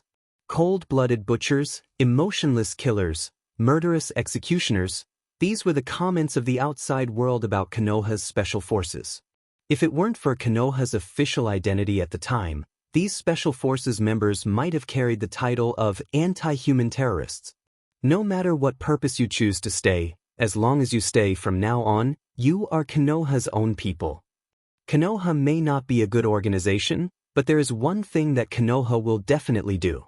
That is, Konoha will never mistreat its own people. Everyone go to the number 5 armory. It's time to let you see Konoha's trump card. There were many armory in Konoha's headquarters. But the number 5 armory was an armory that had never been used. Except for a few people including Rog, no one knew what equipment was in the number 5 armory. Before yesterday, this number 5 armory, which had never been used, was an armory without any weapons or equipment. But now, in the number 5 armory, there was a trump card carefully prepared by Rog. When the more than 160 Special Forces members all gathered in the square in front of the number 5 armory, Rog asked number 2 to open the steel gate of the number 5 armory, so that the equipment placed inside was displayed in front of the Special Forces members for the first time. After completing the commission of the new Star Supreme, Rog brought back a large number of weapons and equipment from Xander, even by the standards of the new Star Corps, which were regarded as the top weapons and equipment. For example, the Stars 4 individual power armor and the 5th generation new Star Fighters. In the beginning, there were only 500 sets of Stars 4 individual power armor and only 35th generation new Star Fighters. However, this was something that happened a few years ago. Since the establishment of Konoha's hidden village on Tatooine, it has been like a black hole devouring money and resources, swallowing a large number of materials provided by Konoha's headquarters. This is also the main reason why Konoha's intelligence agency's budget request is getting higher and higher every year. After spending a lot of resources, Konoha Hidden Village successfully mastered the key data to manufacture the Stars 4 individual power armor and the 5th generation Nova Fighters, and thus had the ability to produce individual power armor and Nova Fighters on their own. Right now in the No. 5 Armory, there were more than 200 sets of black and red individual power armors and 50 Nova Fighters. Everyone will receive a set of power armor. Captains and vice-captains will receive an additional Nova Fighter. Although the Stars 4 individual power armor is not tailor-made like Tani's Iron Man armor. However, its combat performance is not worse than Tani's Iron Man armor. After all, this was the latest generation of power armor carefully developed by the Universal Civilization, Xander. As for the 5th generation Nova Fighter, it was a new generation fighter that the new Star Corps had yet to officially own. With this equipment, Rog originally intended to use it against the Thanos army. As a result, he didn't expect that the first use of it would be against the army on Earth. When Rog finished speaking, the special forces behind him rushed into the armory with excitement and began to put on individual power armors like Iron Man armors. These individual power armors and fighters were originally in the traditional golden color of the new Star Corps. However, Roger didn't really like the paint of the nouveau riche, so he changed all of them to black and red. When these Special Forces members had all finished changing their equipment or piloted the Nova Fighters into the sky, Roger gave them new orders. From now on, anyone who enters the headquarters and the nearby airspace without permission will be killed on the spot without reporting. Rog doesn't intend to take the initiative to start a war for the time being, but if someone can't help but come to provoke him, he doesn't mind leaving them here forever. After instructing these special forces, Rog directly opened the portal and left Konoha headquarters and came to Kamartaj's reception hall. As before, his magic teacher, Ancient One, was still sitting in his usual position, drinking tea and reading a book. "Teacher, I'm going to do something next. I don't know what you think?" Next, Rog told Ancient One about his plans without reservation. Although Kamartaj doesn't care much about these things related to the magic domain and things that don't endanger the overall safety of the Earth, but out of respect for the Ancient One, Rog still felt the need to inform Ancient One in advance. He didn't want to suddenly discover that the Ancient One suddenly stood on the opposite side of himself and had a showdown between master and apprentice with himself. Just pay attention to your limits. As he guessed, Ancient One had no intention of stopping him and still maintained that indifferent posture of reading a book. "Okay, I'll pay attention." After bidding farewell to Sorcerer Supreme Ancient One, Rog opened the portal again and came to Dr. Doom's castle. Doom was not surprised by Rog's sudden visit. Although Ladovinia is far away from the United States, it doesn't mean that he will ignore the intelligence collection of the United States. In particular, he received the news of the recent New York agreement that has been in a mess. After more than half an hour of secret exploration in Doom's study, Rog once again opened the portal and went to the last destination. When the portal with golden sparks disappeared, he appeared in the mansion of former Secretary of State Ross. Although Ross has resigned, in any case, he used to be a middleman between Konoha and the military and is one of Konoha's partners. The conversation with Ross was a little long, but after spending nearly an hour, Rog successfully convinced Rog to join his crazy plan. After doing all this, Rog returned to Konoha headquarters and patiently waited for the next step from the officials, or rather, from the planners behind the New York Agreement. Now he is not particularly worried about what will happen next. The only thing he is worried about is that the planners behind the plan are slow to take the next step. After carefully preparing so much, if the opponent suddenly doesn't make a move, it would be too disappointing. Chapter 541. While waiting for the government's next move, Rog practiced according to the established plan. At the same time, he began to arrange the transfer plan of Konoha's headquarters. Although the unrelated personnel in Konoha's headquarters have been dismissed, he doesn't intend to give up the relevant research and equipment in the headquarters. In any case, those research results are one of Konoha's painstaking efforts. A long time ago, the Punisher and other core members of Konoha knew that Rog had his own planet in the distant outer space. And not only did they know, but Tani and others in the Avengers also knew about it. In order to quickly send Hulk back to Earth, Rog took Hulk, Natasha, and others to Konoha's hidden village once and returned to Earth through the space channel in Konoha's hidden village. Rog didn't mind that Natasha and Scott would tell Tani about Konoha's hidden village. To some extent, this was also the news that he deliberately leaked. Although his relationship with the Avengers was not bad at that time, he had already considered the situation of completely falling out with the Avengers. Taking the initiative to expose the existence of Konoha's hidden village was one of his preparations in advance. In the military field, there is a term called strategic depth. Simply put, strategic depth is the geographical space that can be used to make strategic movements, which is one of the advantages in war. The greater the strategic depth area, the more time the subordinate army would have to take a breather and make better preparations for war. Thus, they would be able to obtain more support and strategic guarantee for the war. Although Rog didn't specifically introduce Konoha's hidden village to Natasha and others, with Natasha's vision and ability, it's impossible for her not to see the importance of such a planet and base. If Natasha can see this, Tani, Captain May, and others can certainly see this. Although he wasn't sure whether Tani and others will inform the White House and the military about the existence of Konoha's hidden village and planet Tatooine, whether they inform the White House and the military or not, it won't affect his plan. Because from the beginning, the position he stood and the things he saw were far higher than the White House and the military. The White House and the military want nothing more than to use the New York Agreement to restrict Konoha's intelligence agency and himself.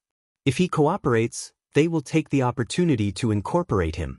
If he doesn't cooperate, they will eliminate him as a potential threat. Therefore, from the perspective of the White House and the military, what they were fighting now was a war that concerned the overall safety of the Earth and the right to speak. However, Rog was different. He had never limited his vision to Earth. In the White House and the military's expectations, they were facing an organization with no more than 1,000 combatants. However, when they really took action, Rog would use facts to tell them that the enemies they were facing were indeed not many. However, what they were provoking was a planet that was already prepared for a high-level war in the universe. Ever since he started collecting Xander's technology and military equipment, Rog was ready to start a high-level war in the universe. The Konoha Hidden Village on Tatooine is a war-hidden village established for high-level wars in the universe. The fact that Rog dismissed a large number of Konoha's staff and arranged the Nova fighters and special forces to patrol the Konoha headquarters was not hidden from the outside world. The surveillance satellites that were originally under the control of Konoha now became the eyes of the sky that monitored Konoha's every move. Although all the legal power has been lost, for the new fighters with octagonal wings patrolling the space near Konoha in groups of 2, all the official agencies acted as if they didn't see it and didn't express any opinions about it. Especially after the special forces wearing Star's 4 individual power armors started daily patrols around Konoha's headquarters, a large area with Konoha's headquarters as the center suddenly became a veritable military-restricted area. Of course, this military-restricted area was only a unilateral decision of Konoha.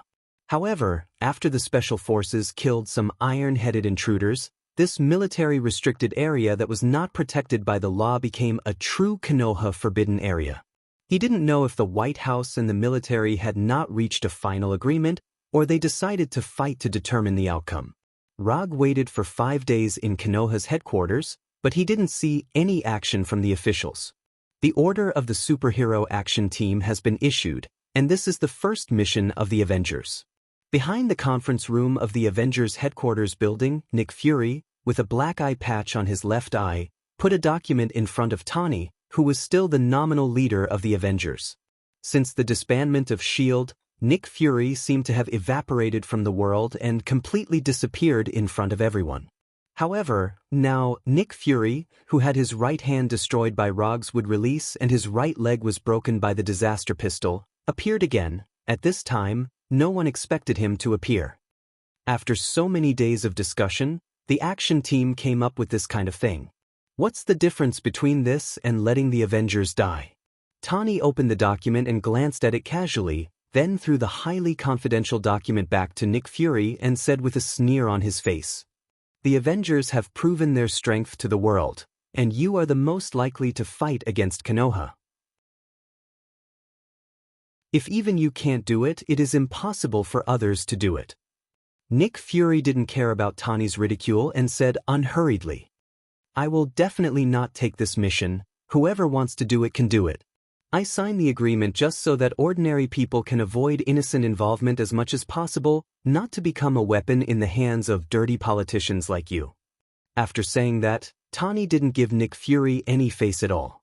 He stood up, turned around, and left. When Tawny left the conference room, Dr. Banner turned his head and looked around, then said, "Hulk just told me that he didn't want to do this kind of thing either." After Tawny, Dr. Banner also got up and left the conference room.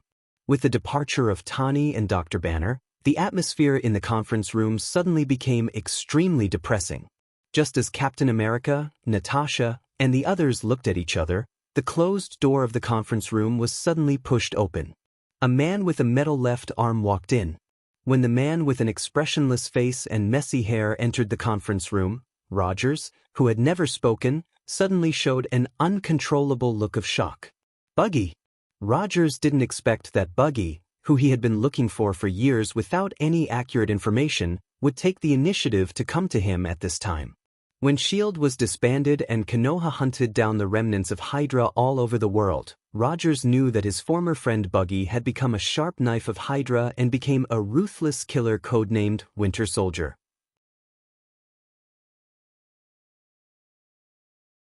Chapter 542. Although Natasha, Scott, and others don't know Bucky as well as Rogers of the American team, they quickly figured out Bucky's identity after seeing Rogers look at the expressionless Bucky with a shocked face. In the Memorial Hall of the American team, there is a detailed introduction to the members of the Roaring Commandos, and Bucky, a friend of the American team, is of course among them. Moreover, it was no secret in the Avengers that Rogers had been trying to find Bucky all this time. "Bucky, you..." Looking at his once very familiar friend, Rogers wanted to say something, but in the end he swallowed his words and looked at Nick Fury with vigilance. Nick Fury, who had been missing for several years, suddenly returned at this time, and Bucky, who was chased by Konoha and did not dare to show up, also appeared at this time. It doesn't look like there is no connection between them. After entering the conference room without saying a word, Bucky didn't even look at Rogers. He went straight to Nick Fury and stood behind him like a guard. In addition to Bucky, there is also a thin man who Natasha and others have no impression of entering the reception room at this time. This is a man with black curly hair. From the outside, the thin man who followed Bucky into the conference room looks like an overindulged rich second generation. If Rog was present, he would recognize the identity of this man at a glance. The man behind Bucky was none other than Maximus, the Inhuman that he had returned to Daisy's mother, Jung. "Let me introduce you. This is Captain Bucky Barnes of the U.S. Army Special Operations Team, or you are more familiar with his previous code name in Hydra, Winter Soldier." Nick Fury glanced at the American team with his normal right eye, and then continued, "The one next to Bucky is Mr. Maximus of the superhero action team. He is one of the drafters of the New York Agreement and the liaison between the White House and the city of Adelan." Nick Fury didn't explain to Natasha and Rogers what the city of Adelan is, but he is sure that Natasha and others know what the city of Adelan is. After all, Daisy in Konoha, the superhero Shockwave girl, is the so-called city of Adelan. Although the Alliance didn't directly confront Konoha before, this doesn't mean that they will ignore the intelligence collection of Konoha's core members. Through the information collected from Daisy, Rogers and the others knew that there was a race called mutants in this world. Furthermore, during the period when superpowered criminals were emerging one after another, the Avengers had dealt with some nasty incidents caused by Inhumans. Although they knew what kind of existence the Inhumans were, they had never heard of the existence of the Inhuman city of Adelan. What do you mean by this? Are you planning to use them to force us to take orders from the operation team? Unlike Rogers, who was in a complicated mood, Natasha remained calm at this time. Since the disbandment of S.H.I.E.L.D., they, like Rog, have completely lost news of Nick Fury. Although they don't know what Nick Fury has been through in the past few years and how he got mixed up with a former Hydra member like Winter Soldier Bucky. However, after seeing Nick Fury, who used to be S.H.I.E.L.D.'s director, with Hydra's killer Barge, Natasha and Hawkeye Barton and other former S.H.I.E.L.D. agents instinctively felt uncomfortable. Nick Fury's approach, in their view, was a betrayal. They can accept that Nick Fury has completely become an ordinary person, but they can't accept that he got mixed up with Hydra, S.H.I.E.L.D.'s nemesis. As for Bucky's so-called identity as a captain of the U.S. Army Special Operations Team, they don't even believe a word of it. This kind of identity, even if used to fool children, seems a bit clumsy. No, I'm not forcing you, I just want you to know that as long as we work together, we can eliminate Konoha's intelligence agency headed by Rog and return the world to the order it should have. Although Nick Fury had a righteous look on his face, for some reason when he said this, Natasha and others had a feeling that he had been completely brainwashed by Hydra. Return the world to the order it should have? It sounds good, but I'm afraid that when the time comes, it will not be the original order, but the order that belongs to Hydra. Sorry, I still can't accept working with someone who used to be a Hydra killer. After that, Natasha also got up and left the conference room, not giving Nick Fury a chance to continue. When Natasha also left the conference room, Scott, the Ant-Man who joined the Avengers for the shortest time, raised his right hand and said to Nick Fury in a reporting tone, "I'm a newcomer, I don't want to participate in this kind of thing." Although Scott doesn't have any particularly deep feelings about S.H.I.E.L.D. and Hydra, as someone who once enjoyed a decadent life with Rog on Xander, he expressed his attitude very euphemistically.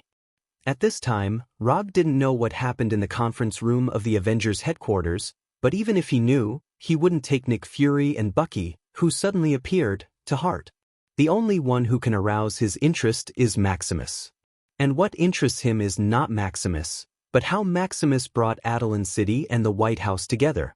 Maximus is just a trivial existence, but the city of Adelan behind him is different. There is a powerful mutant who can destroy the world as soon as he opens his mouth, a powerful existence that can be called the strongest mutant in history. How is the werewolf's extremist transformation experiment going? In the office of Konoha's headquarters, Rog asked Dr. Connors, who was wearing a white coat. The progress is pretty good. The werewolves who have undergone the initial transformation have not shown any obvious rejection, and they should all be able to match extremists.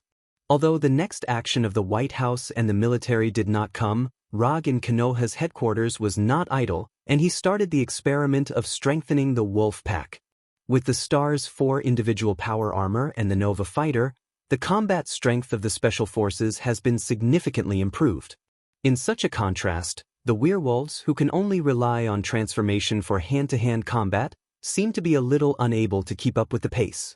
After discussing with Alpha Wolf Kings such as Bran, Rog asked Dr. Connors to start the extremist transformation for the werewolves, hoping to further improve the combat strength of the Wolf Pack. It has to be said that the werewolves, whose physique is far superior to that of ordinary humans, are more suitable for extremist transformation than normal humans. The transformation experiment, which carries a certain risk for ordinary people, went unexpectedly smoothly after it was put on the werewolves. In just 5 days, the first batch of werewolves who received extremis almost completed the final transformation.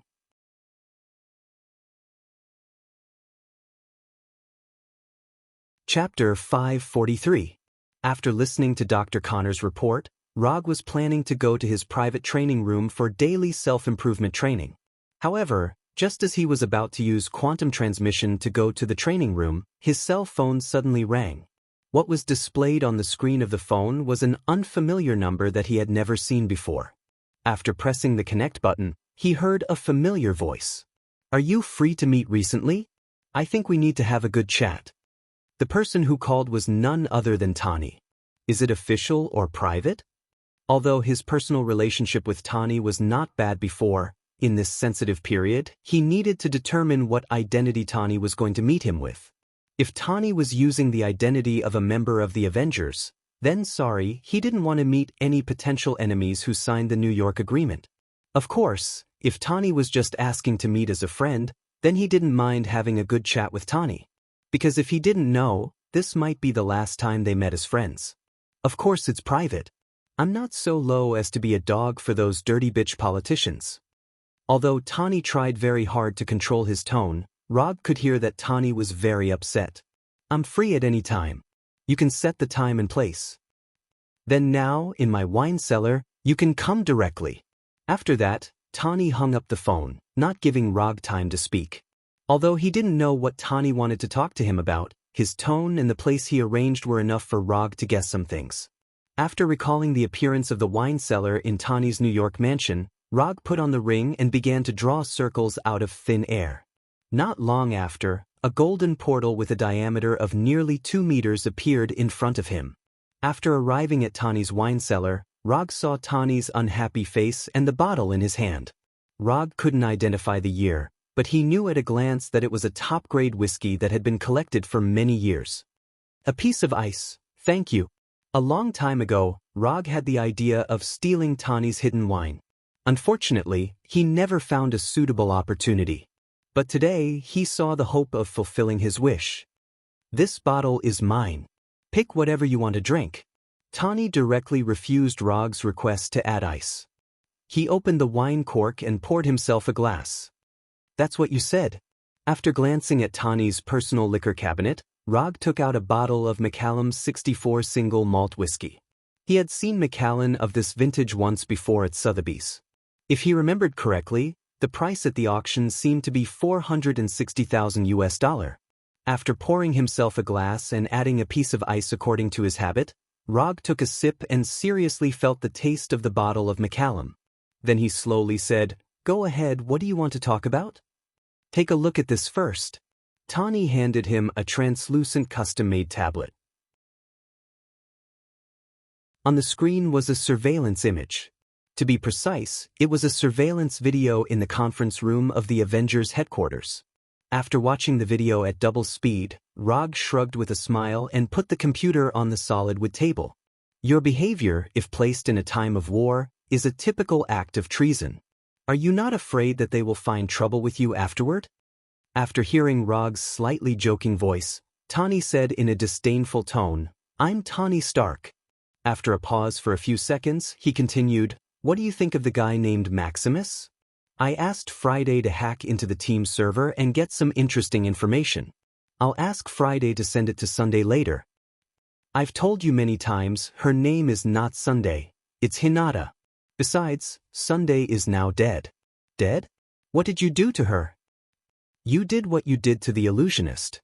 Tani, who was holding the glass, was taken aback for a moment. "I knew it wasn't that easy to get the illusion's computing matrix. What do you think? Mechanical hardware is more reliable." At this point, Tony revealed a proud expression that said, "I'm right, aren't I? Let me correct you, I'm not a mechanical enthusiast like you. Compared to the cold mechanical creations, I prefer carbon-based creatures." After that, Rog took out his mobile phone from his jacket pocket, selected a photo from the album, and handed the phone to Tani. Looking at the mobile phone handed over by Rog, Tani frowned slightly.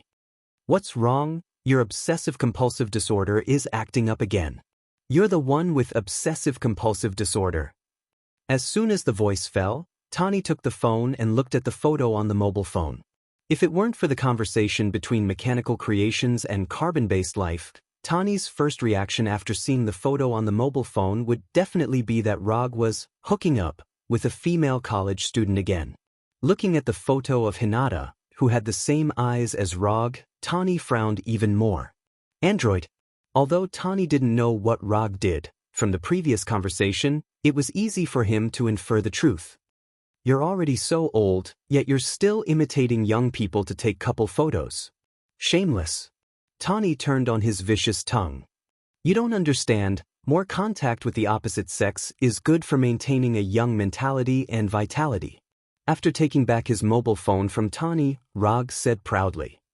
Let's end the topic of private life here. What do you think of the inhuman named Maximus and Adeline City? Tani regained his serious expression and asked with a serious face. I've dealt with Maximus before. He's just a clown whose ambition is far greater than his strength. Don't worry about him.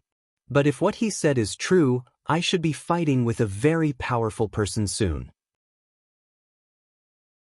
Not sure if it was true or just a bluff. Maximus in the surveillance video mentioned his brother, the current lord of Adeline City, the Black Bat King. According to Maximus, the Black Bat King would fully support them and personally solve the difficult problem of Rog. The capital, the military, Adeline City, motherfucker Fokker, and Hydra. Rog had been thinking about who the mastermind behind the New York Agreement was. Now he finally knew.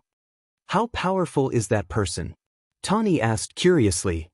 The level of a single person destroying a country. You can also understand him as a natural disaster in the form of a living human.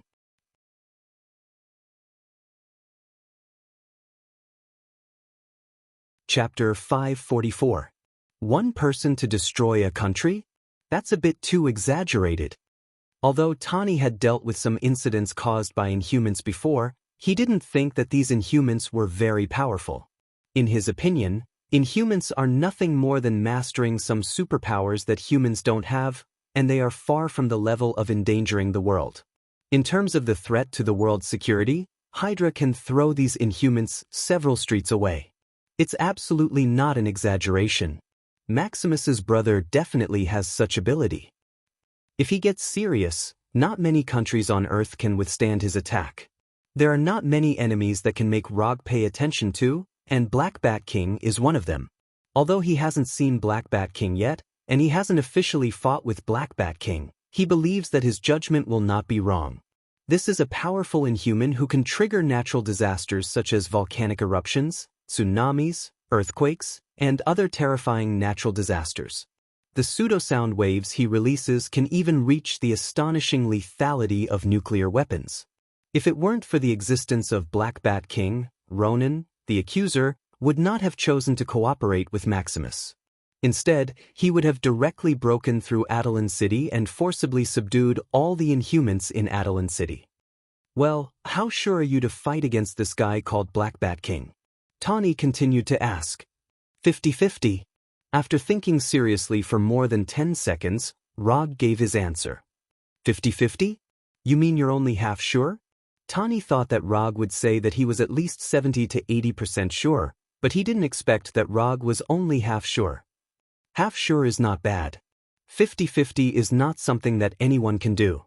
That's why I dare to say that I'm 50-50 with Black Bat King. If it was a few years ago, I estimated that I wouldn't even have a 20% chance. After drinking the whiskey in the glass, Rog said with a very serious attitude.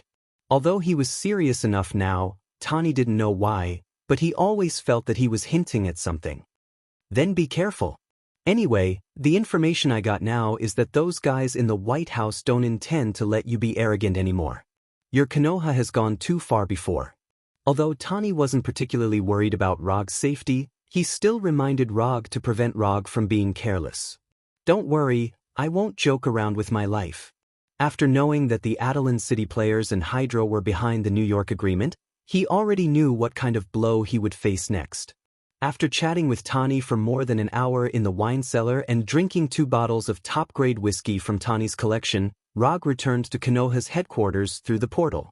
Tani has clearly expressed his attitude, that is, he will not participate in the action against Konoha. Not only would he not participate, but Vision, Dr. Banner, Natasha, and Scott would also not participate. Rog was not surprised by the decision of Vision and others. Vision is now Tani's little follower. If Tani doesn't do it, Vision won't do it either. As for Dr. Banner, as long as Hulk doesn't want to, he doesn't have enough fighting power even if he wants to participate. As for Natasha and Scott, one of them has a grudge against Hydra, and the other is a typical example of someone who takes advantage of others. In addition to them, there were also Captain America Rogers, Colonel War Machine Rhodes, Falcon Sam, and Hawkeye Barton. They either had a military background or owed Nick Fury a favor. Therefore, it was not particularly difficult to understand why they would choose to participate. Even if they exclude things like background and favor, they have been dissatisfied with what Rog and Konoha have done for a long time. In a simple word, Rog and Konoha don't conform to their American values of justice. They didn't have a chance before, so even if they were dissatisfied, there was nothing they could do. And now, their chance has come. Not long after returning to his office, Number 2 received a message from Friday, who had packed everything up. Tani got some information from the server of the Superhero Action Team, which contains part of the action plan against Konoha and the relevant action personnel. While browsing this information, Rog saw an unexpected person in it. Wanda, Black Panther. This Black Panther is not the old King T'Chaka who he had fought with before, but his son T'Challa. Didn't I take some of your vibranium at the beginning? Is there a need to hold a grudge? Glancing at Black Panther T'Challa, who only registered his name and other basic information, Rog said with an indifferent expression. For others, Black Panther wearing the vibranium armor is definitely a difficult existence. But for Rog, Black Panther T'Challa is not even qualified for him to personally take action. Now, he was no longer the poor detective who had only a few subordinates. Not to mention fighting with him, even if he fought with his subordinates, Red Tank and others, Black Panther T'Challa may not be able to win. After reading the information provided by Tani, Rog, who was gradually getting drunk, came to Hinata's room. Time passed day by day. Rog and Konoha, who had made all the preparations, still didn't wait for the next action of the government and the military. Since the other party has no intention to take action for the time being, Rog was too lazy to pay attention to them and continued his self-improvement training. With his efforts, his sage body development was raised from 85% to 90% with difficulty, and then fell into a bottleneck again. Although the development of sage body development is not very big, during this period he has obtained another good news. Master of Ninjutsu Research and Development, veteran user of Kekkei Genkai, and the #1 researcher of chakra energy, Hinata, after a lot of research and genius experiments, has successfully developed a Kekkei Genkai that is one step closer to Kekkei Genkai, Dust Release. Kekkei Genkai Elimination. Dust Release is a brand new release that combines the 3 chakra attributes of wind, fire, and earth. Although Dust Release is a Kekkei Genkai Elimination, Dust Release, in the system's exchange page, its exchange price is the same as Kekkei Genkai Manjikyu Sharingan and Wood Release, which is 500 ninja coins. In terms of price, Dust Release does not show the position that Kekkei Genkai Elimination, Dust Release should have. However, this may also be related to the number of ninjutsu that Dust Release has. In the system's exchange page, there are only 2 ninjutsu related to Dust Release. One is Dust Release, Primordial World Stripping Technique, and the other is Dust Release, World Stripping Technique. Although the number is not much, the power of these 2 ninjutsu is not weak at all.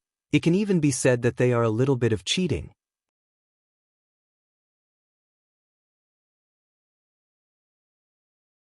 Chapter 545.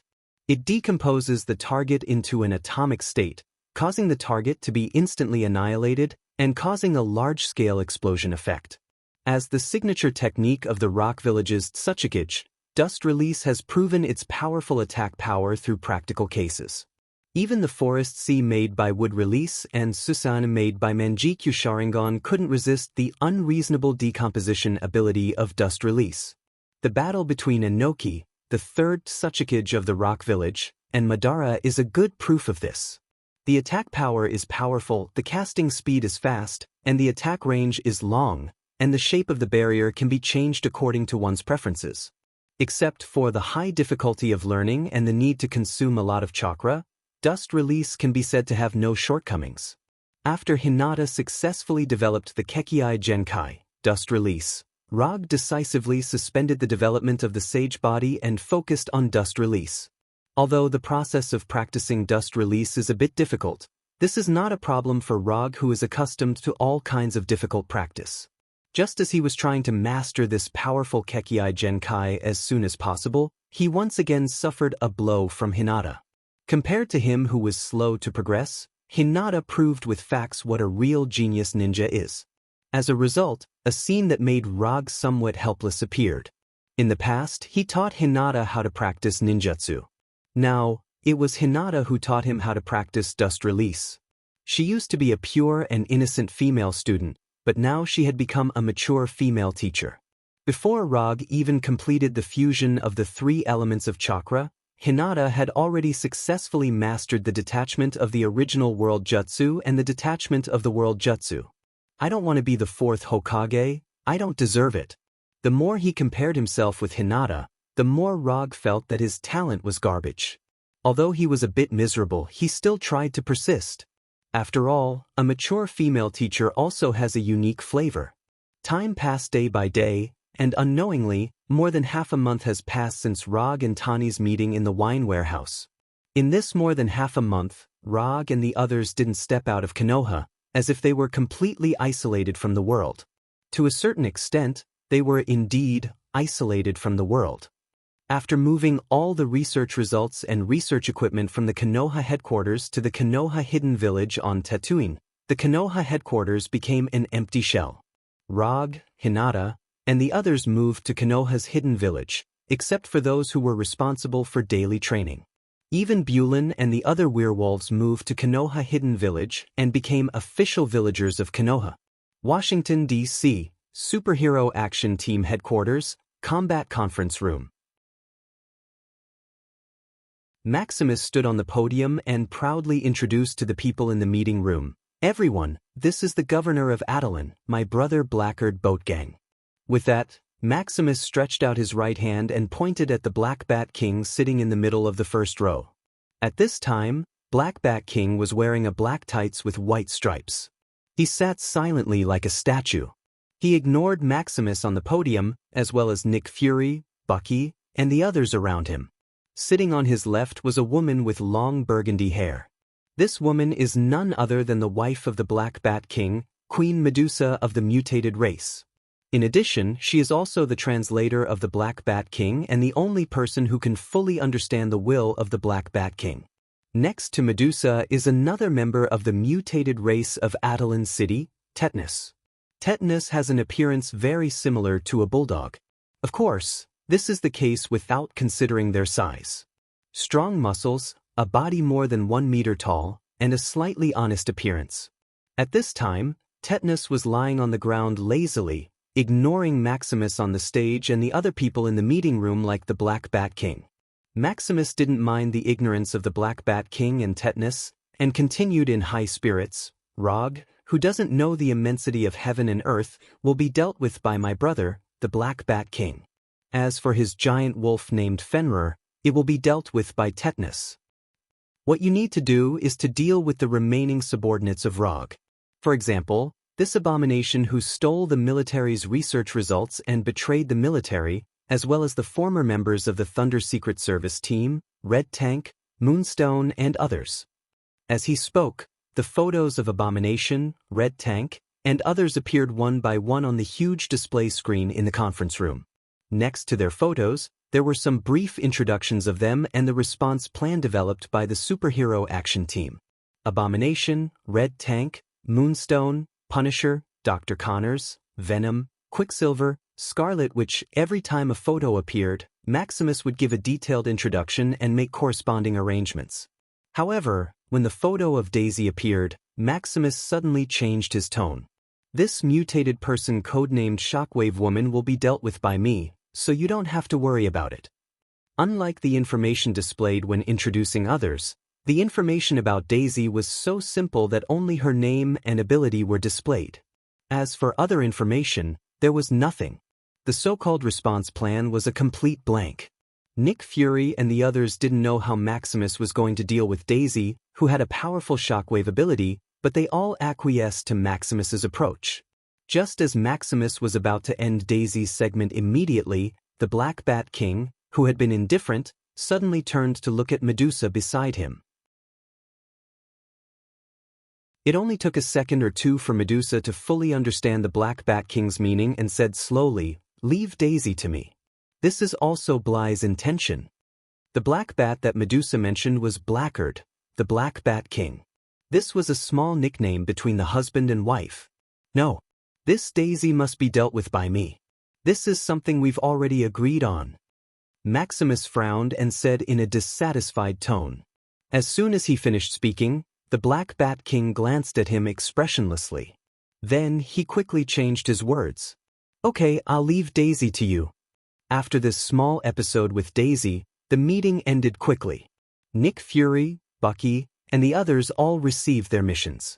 Even Rogers, Falcon Sam, and the others from the American team who did not participate in the meeting were also assigned tasks.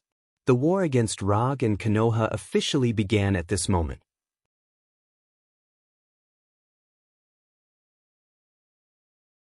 Chapter 546. Konoha Hidden Village. Naruto Training Room. On the metal-made wall, there were holes of various sizes, round or square, deep or shallow. Under the careful teaching of Hinata, Rog finally mastered the only two ninjutsu of Dust Release.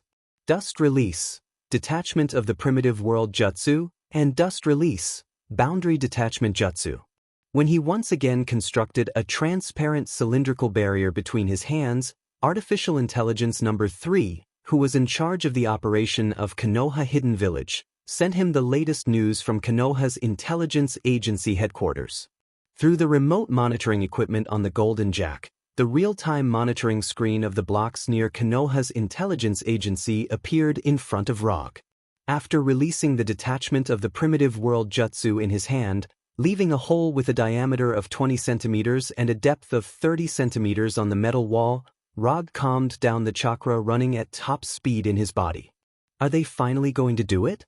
In the monitoring screen, Rog can clearly see that UA soldiers in camouflage uniforms are quickly evacuating the crowd. In addition to these UA soldiers in camouflage uniforms, Rog also saw a group of Special Forces members in black combat uniforms among them. If he is not mistaken, these Special Forces members should be the Special Forces of the Avengers.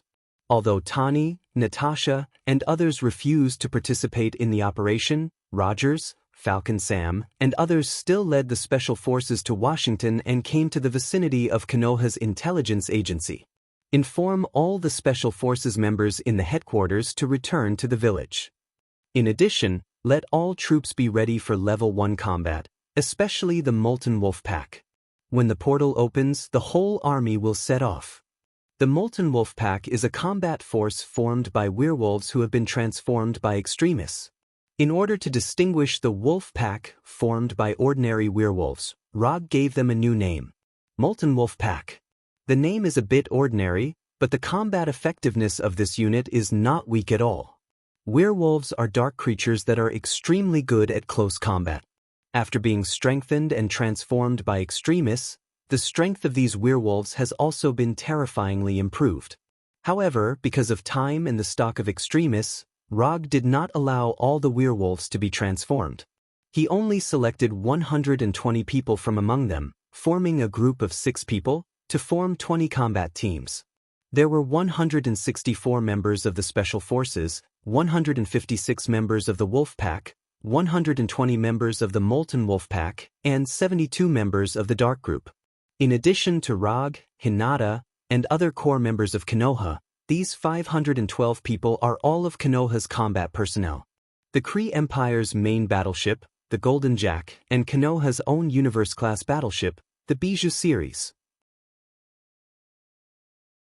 Xander's version of the 5th-generation Nova fighter, and Konoha's version of the Naruto series, fighter. 500 sets of Xander's, Star's 4, individual power armor, and 300 sets of Konoha's, Vortex series, power armor. Konoha Hidden Village was a base built by ROG based on the standards of the Universe Advanced Warfare. Therefore, the weapons produced by Konoha Hidden Village were also designed for the Universe Advanced Warfare. These equipment were originally intended to be used to deal with Thanos' Vanguard Guards and Chitauri. But now, it seemed that he needed to fight a war on Earth to train his troops. After instructing Number 3, ROG returned to his Hokage's mansion and took a comfortable hot bath. When Number 3 sent the news that all the troops were ready, and the Golden Jack returned to the outer space of Tatooine through the interstellar jump, ROG got up from the bathtub and began to put on his combat uniform. The armor made by the Dwarf King Aitsue must be worn, and the Yondaime Hokage's white Haori certainly can't be left behind. The Kusanagi sword, disaster pistol, thunder round fan, and other weapons were also summoned by him one by one. When leaving the room, Kuroto considered whether to bring the Gem of Reality from the Taiwa Treasure Hall. But after thinking for only 2 or 3 seconds, he gave up the idea of bringing the Gem of Reality. It's just a training war, and it's not necessary to use the Gem of Reality. After all the preparations were done, Kuroto opened the portal back to Konoha's headquarters and came to the top of the headquarters building. After looking up at the sky, he said unhurriedly, "What a good day to kill." In the distance, Black Bat King and Nick Fury noticed ROG's arrival for the first time. In fact, it's difficult not to notice him, because at this time, ROG is provoking them, releasing the Kyuubi chakra in his body without restraint. The bright red Kyuubi chakra is like a rotating tornado around ROG. A Kyuubi condensed completely from chakra, with a length of more than 300 meters, is roaring angrily behind him, 9 thick tails flying wantonly. At this time, ROG didn't say a word.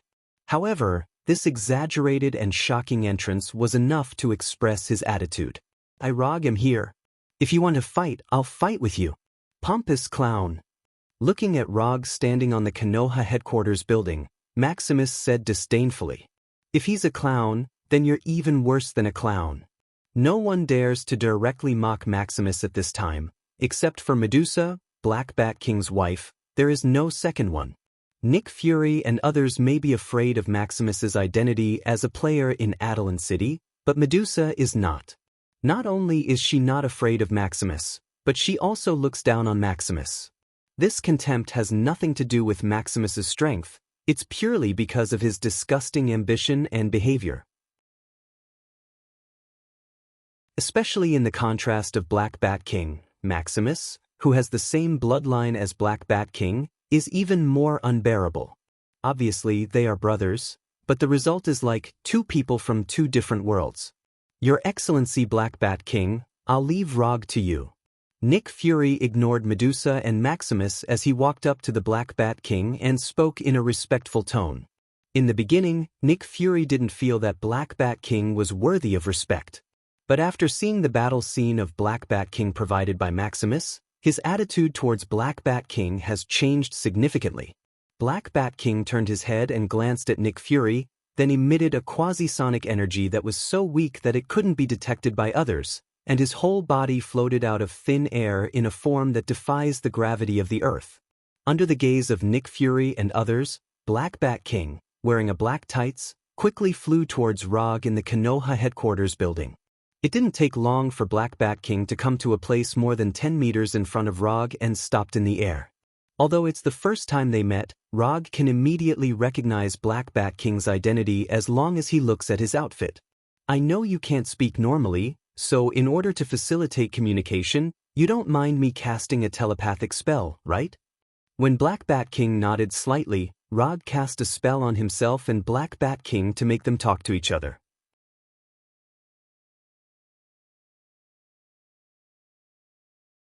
Chapter 547. I have a question. As far as I know, your relationship with your brother, Maximus, is not very good. You are not a person with a strong sense of justice. Why did you choose to be with them? This is not in line with your character. When the telepathic connection was established, Rog asked a question that had been troubling him for a long time. I'm here. It has nothing to do with them. I have no interest in the so-called New York Agreement. The reason why I came is purely because of you. After saying in his heart, Black Bat King raised his right hand and pointed at Rog. Because of me? If I remember correctly, this should be the first time we met. I don't quite understand what you mean. Luo Nan and Thanos. When Black Bat King finished speaking, Rog smiled helplessly. He had been thinking about why Black Bat King chose to stand with the White House and the military. He didn't expect that it was Luo Nan and Thanos who made Black Bat King make this decision. Black Bat King's meaning was obvious. He wanted to have a head-on battle with Rog to see how strong Rog was. Rog was not surprised by Black Bat King's idea. Simply put, Black Bat King's hands were itchy. As a veteran game player, Rog didn't think that there was anything wrong with Black Bat King's idea. This was the same as a player who wanted to play solo with other players in the King rank after advancing to the King rank. It was a very common idea. Men would have this competitive mentality to prove that they were stronger than other men. To some extent, this was a biological instinct imprinted in men's DNA. Men who didn't have this competitive mentality had been eliminated in the long history of biological evolution. So that's the case. I don't mind fighting with you, but before we start, I have to deal with those guys on the opposite side. Black Bat King wanted to see what kind of strength Rog had, and Rog happened to have the same idea. But as he said, before he started the contest with Black Bat King, he had to deal with those ambitious guys on the opposite side. I'll give you half an hour. Black Bat King slowly said, in his heart. I don't need half an hour. 1 minute will do. After replying to the Black Bat King, Rog casually waved his hand and dispelled the nine-tailed chakra that was constantly flying around him, as well as the nine-tailed beast that was hundreds of meters long behind him. Then he put on the ring and began to draw circles in the air. When the Black Bat King flew in front of Rog, he did not choose to attack immediately. Instead, he talked with Rog. Nick Fury, who was in charge of the field command, realized that something was wrong. When Rog dispelled the nine-tailed beast behind him that possessed true battle strength but was only used to show off his strength, the uneasiness in Nick Fury's heart became more and more obvious. As a former top agent, Nick Fury trusted his intuition very much. In his past career as a special agent, his intuition had saved his life more than once, allowing him to survive many certain death situations. What's wrong? Is there something wrong? After being ridiculed by Medusa, Maximus decisively chose to stay away from Medusa and came to Nick Fury's side. After seeing Nick Fury's expression become more and more serious, he silently asked, "Are you sure your brother, the Black Bat King, agreed to help us deal with Rog?" Nick Fury, who frowned, did not look at Maximus, and asked in a serious tone, "Of course I'm sure, this was proposed by my brother." After hearing the words proposed from Maximus, Nick Fury knew that this time, they miscalculated again. After suppressing the dissatisfaction in his heart, Nick Fury turned his head to look at Maximus and said word by word, "Do you know why you can't compare to your brother? It's not because your awakened superpowers are different, but because you are a brainless idiot." Nick Fury snarled the word idiot. If it weren't for the fact that killing his own people before the war would affect morale, Nick Fury couldn't wait to shoot Maximus in the head now. Under the watchful eyes of the public, being called an idiot in public was undoubtedly a slap in the face for Maximus, who cares about self-esteem very much. No, not just a slap in the face, but it was equivalent to stepping on his face with his foot and rubbing it against the ground repeatedly, and finally spitting on his face. "What are you doing?" Just as Maximus was about to ask Nick Fury what he meant, for huge, circular portals with golden sparks appeared over the Konoha headquarters. These were 4 huge portals with a diameter of hundreds of meters. Through the portal, a slightly gray sky could be seen. However, what really attracted the attention of Nick Fury and others was not the sky behind the portal, but the 4 cosmic battleships that were not made on Earth at first glance. Under the gaze of Nick Fury and others, the 4 huge cosmic battleships passed through the portal and came to the sky above the Konoha headquarters. Rog's Konoha forces appeared. When the Golden Jack lined up with the 3 Bijou series battleships, and the giant cannons of the battleships were shining with various lights, Rog's voice was transmitted to the ears of everyone present through sound transmission magic. Aren't you afraid of Konoha's power? Aren't you worried that Konoha's power can't be controlled by you? Don't you want to take all the power for yourself and let this country that claims to be righteous become the ruler of the earth? Rog's voice was not loud, and his tone was very calm, but everyone present could feel the extreme dissatisfaction in his heart. Or in other words, contempt. What I give to you is yours. If I don't give to you, you can't take it. After that, Rog slowly raised his right hand, then waved it down. There was no need for him to say anything. The moment his right hand fell, all the cannons and long-range attack weapons on the 4 battleships shone with the light of fire at the same time. Thousands of cannons fired at the same time, and missiles washed the ground. Rog declared a fact to the world with practical actions. That is, even if he doesn't take action, Konoha is still one of the largest fighting organizations in the world. Boom, boom, boom, boom, boom. Rog didn't pay attention to the unlucky guys who were being destroyed by the battleships and directly said to the Black Bat King floating next to him, I thought of a place that is very suitable for us to fight with all our strength.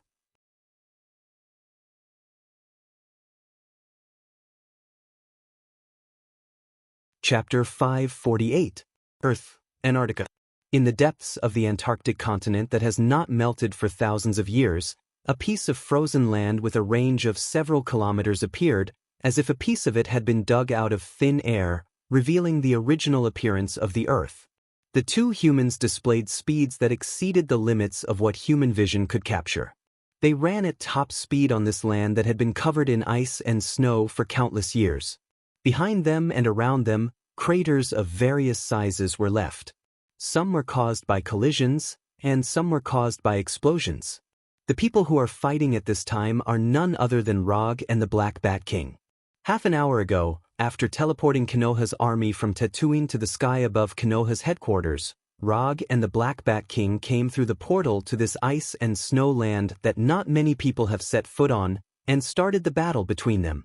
Earth release, Earth wall.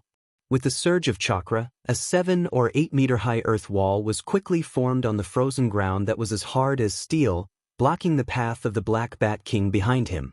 However, the earth wall, which was enough to withstand the attack of artillery shells, was instantly shattered by the quasi-sonic attack launched by the Black Bat King at the moment it was formed, turning into fist-sized gravel. In the flying gravel, the Black Bat King, like a real bat, avoided all the gravel and continued to fly towards Rog at top speed. In just a blink of an eye, the Black Bat King, wearing a black tights, came to a place more than 10 meters in front of Rog. Facing the incoming Black Bat King, Rog didn't panic. He raised his hands and condensed a transparent cylinder with a diameter of more than 10 centimeters between his hands. Dust release, primordial stripping technique. From the beginning, Rog didn't expect the earth wall to block the Black Bat King. The only purpose of using the earth wall is to give himself an opportunity to use dust release. After the initial tentative fight, he has roughly figured out the fighting habits of the Black Bat King. Although the Black Bat King has mastered the powerful quasi-sonic attack, his most accustomed fighting method is to attack in short and medium range. The quasi-sonic ability awakened by the Black Bat King is not a sound wave, but an ability to collect electronic energy from the surrounding environment. By controlling these electronic energies, the Black Bat King could do all kinds of things, such as flying, strengthening himself, energy explosions, causing earthquakes, tsunamis, or volcanic eruptions. In the beginning, Black Bat King did consider using a large-scale attack to defeat Rog.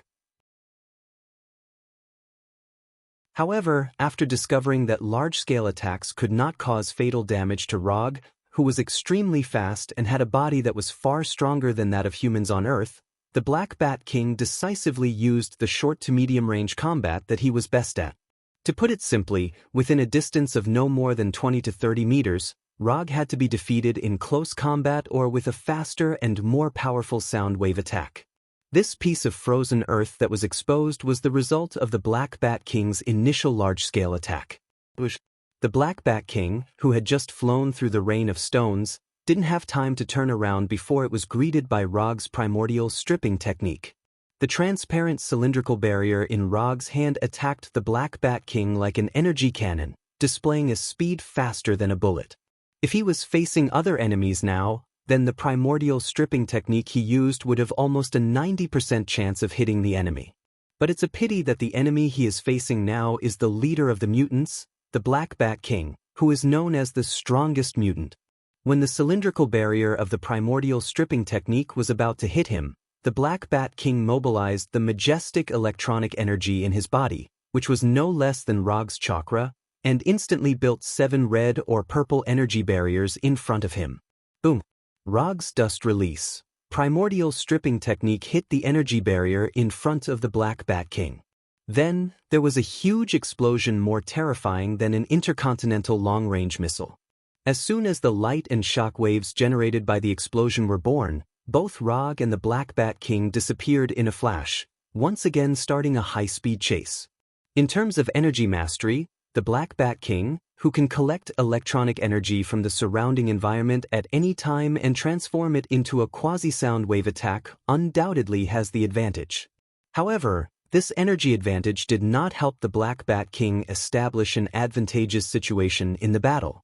The reason is very simple: Rog has mastered too many ninjutsu. With the help of the fledgling ninjutsu R&D master Tion, the number of 5-element ninjutsu mastered by Rog is far beyond imagination. As long as it is a conventional ninjutsu supported by the system, he has basically mastered it thoroughly and transformed it into his own actual combat power. In such a case, Rog, who has 0.65 chakra, is like a ninjutsu battery with infinite ammunition supply, throwing out ninjutsu attacks one after another at a crazy speed. 90% of the Sage Body Development degree allowed his chakra amount to silently increase from 0.6 to 0.65 chakra. Although the proportion of the increase is not much, if it is measured by the amount of chakra required for ninjutsu, then the 0.05 chakra amount he increased is equivalent to the consumption of hundreds of ninjutsu. Lightning, flames, storms, water, rocks. The Black Bat King can't remember how many ninjutsu attacks he has used to resolve Rog's ninjutsu attacks. The only thing he can be sure of now is that Rog is a monster, a real monster. He had never thought that the humans on Earth would possess such astonishing strength. What was even more incomprehensible to him was how Rog had managed to grow from a relatively powerful Earthling to such a troublesome state in just a few years. As a mutant, a powerful mutant who was born in the royal family of Adelan City and possessed strength, speed, endurance, and reaction speed that far exceeded that of humans on Earth, the Black Bat King felt for the first time the limitless potential of humans on Earth. This made him even more determined to have a showdown with Log. A long time ago, the city of Adelan was moved from Earth to the Moon. It was also from then on that the mutants in Adelan City had an innate sense of pride towards the humans on Earth. In the view of the mutants of Adelan City, humans on Earth are a backward race in the evolution of life. This mentality is similar to how humans look at primates such as chimpanzees or baboons. Both were primates, but humans were the advanced animals that ruled Earth. Primates such as chimpanzees and baboons were ordinary animals in the wild or in zoos. In terms of origin, humans were no different from primates such as chimpanzees. The reason why humans ruled Earth instead of chimpanzees was that humans chose to walk upright and develop their brains during the evolution process. It was this seemingly insignificant change in the environment at the time that caused humans to have a completely different ending from other primates. Therefore, in the view of the mutants of Adelan City, their relationship with humans on Earth was similar to the relationship between humans and chimpanzees. Although the mutants and humans on Earth have not yet formed an insurmountable gap like humans and chimpanzees, as time passes, the mutants of Adelan City firmly believe that they will be the ultimate winner in the evolution of life. Many mutants of Adelan City had this idea. Although the Black Bat King did not look down on humans on Earth like the other mutants, he, who grew up in Adelan City, more or less accepted the idea that humans on Earth were inferior to mutants.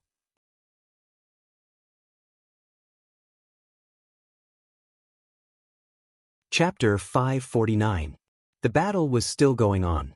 In a situation where neither Logue nor Black Bat King used their killer moves, the battle between them gradually evolved into a high-speed battle of endurance. Shadow Clone Jutsu. 5 Release, Dalian Bullet Jutsu. Taking advantage of the fact that Black Bat King hasn't caught up with him yet, Rogue summoned 4 Shadow Clones and joined hands with the Shadow Clone to display 5 Release, Dalian Bullet Jutsu.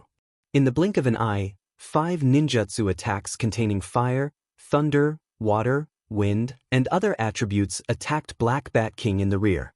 Although Black Bat King was facing 5 attacks at the same time, he didn't pay too much attention to Rogue's 5 Release, Dalian Bullet Jutsu. In the previous battle, he had used Quasi-Sonic Wave to resolve Rogue's attack more than once. Therefore, from his point of view, Rogue's attack this time was no different from the previous ones. If there was any difference, it would be that the number of ninjutsu was slightly more. However, just as Black Bat King tried to continue to use Quasi-Sonic Wave to resolve Rogue's attack, an accident happened. At the moment when the 5 ninjutsu were about to hit him, they took the initiative to change the trajectory of the attack and intertwined with each other in a way that defied common sense. Is he out of control? Seeing this scene, Black Bat King's first reaction was that Rogue was out of control. But this thought just emerged and was thrown to the back of his mind. If Rogue was really out of control so easily, then he wouldn't have been unable to defeat Rogue until now.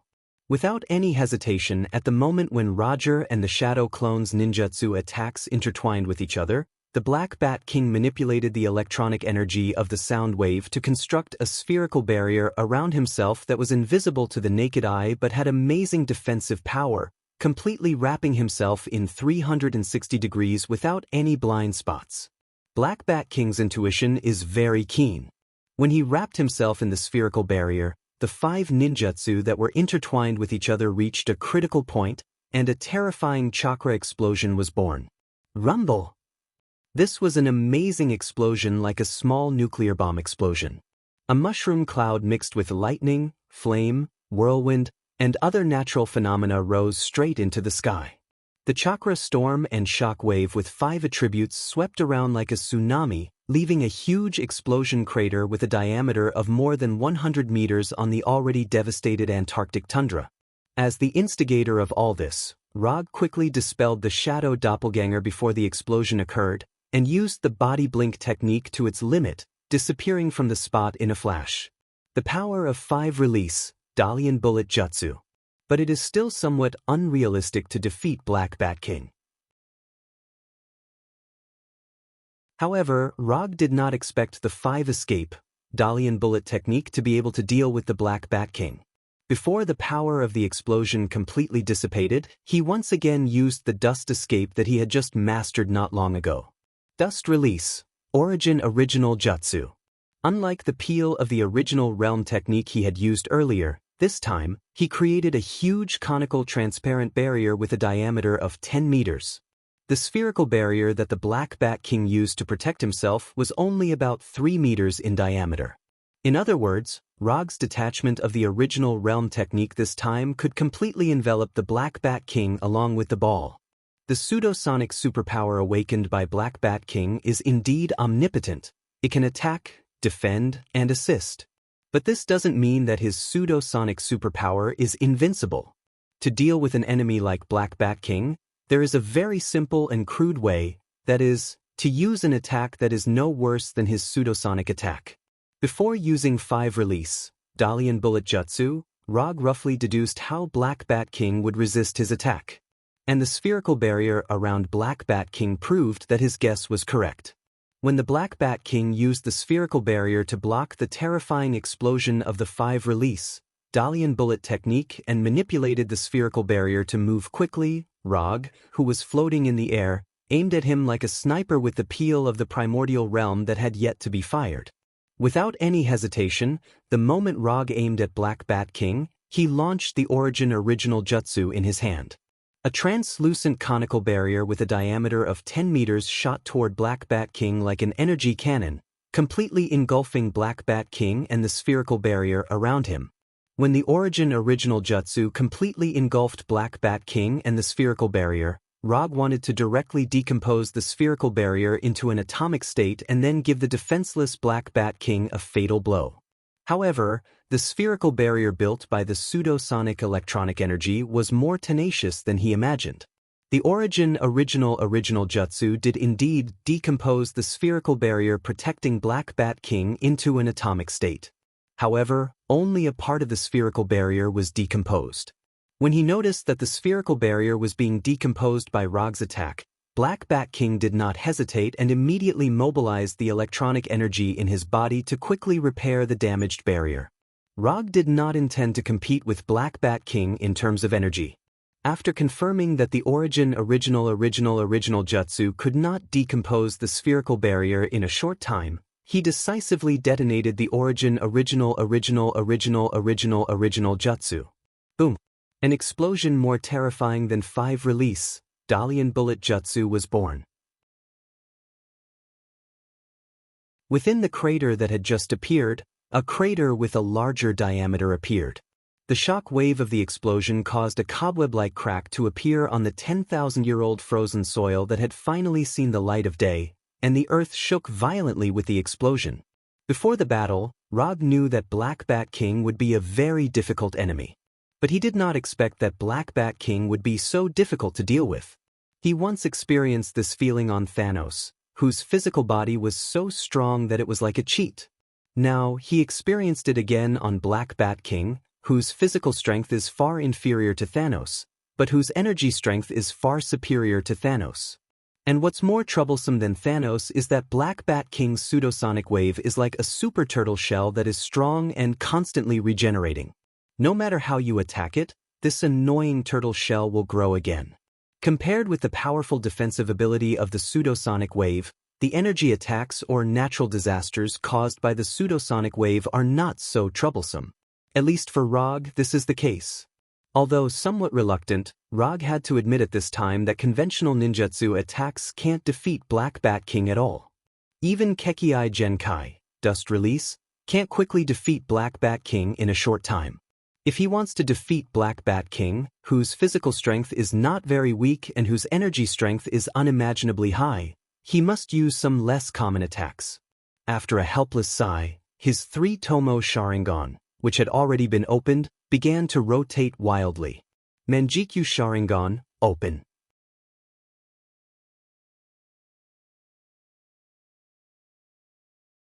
Chapter 550. With the opening of Manjikyu Sharingan, Rog's momentum has also changed a lot. Although Black Bat King in the distance didn't know what Rog had done, he noticed the change in Rog for the first time. That feeling was like being stared at by a hungry viper that had just come out of hibernation. After noticing the sudden change in momentum of Rog, Black Bat King temporarily dispelled the intention to attack and further strengthened the spherical barrier around his body. He looked at Rog, who was floating in the air with a serious expression. If possible, Rog doesn't want to open Manjikyu Sharingan to deal with Black Bat King. However, Black Bat King's sound wave was so tricky that he had to use Manjikyu Sharingan. Although in the eyes of others, Rog is a monster. But compared with Black Bat King and Thanos, these guys who are blessed by God, he feels that he is at most an ordinary person who is more lucky and more willing to work hard. Looking at Black Bat King and Thanos, you can know what is the peak. After opening Manjikyu Sharingan, Rog took a deep breath, and the chakra in his body began to run wildly. Susanoo. Since he has opened Manjikyu Sharingan, how can he not use Susanoo? Under the gaze of Black Bat King, the light blue chakra quickly materialized into a humanoid figure with a height of tens of meters, a giant wearing black Tengu armor and a katana in his right hand. Susanoo, 4th form. When he went to hell with Dr. Doom to fight Mephisto, Rog had already mastered the 3rd form of Susanoo and obtained the Totsuka sword and Yata no Kagami with a limited number of uses. The development of Sage Mode has led to the improvement of chakra, and the improvement of chakra has led to the further strengthening of Susanoo. Although Rog didn't make a special training plan for his Susanoo like before, his Susanoo still successfully broke through the 3rd form of the upper body and reached the 4th form of the complete body.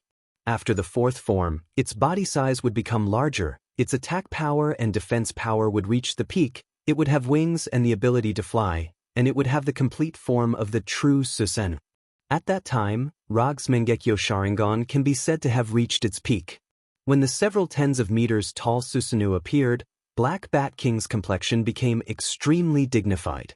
Although Rog has not yet controlled Susanoo to launch an attack, but as long as he slightly sensed the huge and terrifying energy in Susanoo, he can know how terrifying the fighting power of this giant is.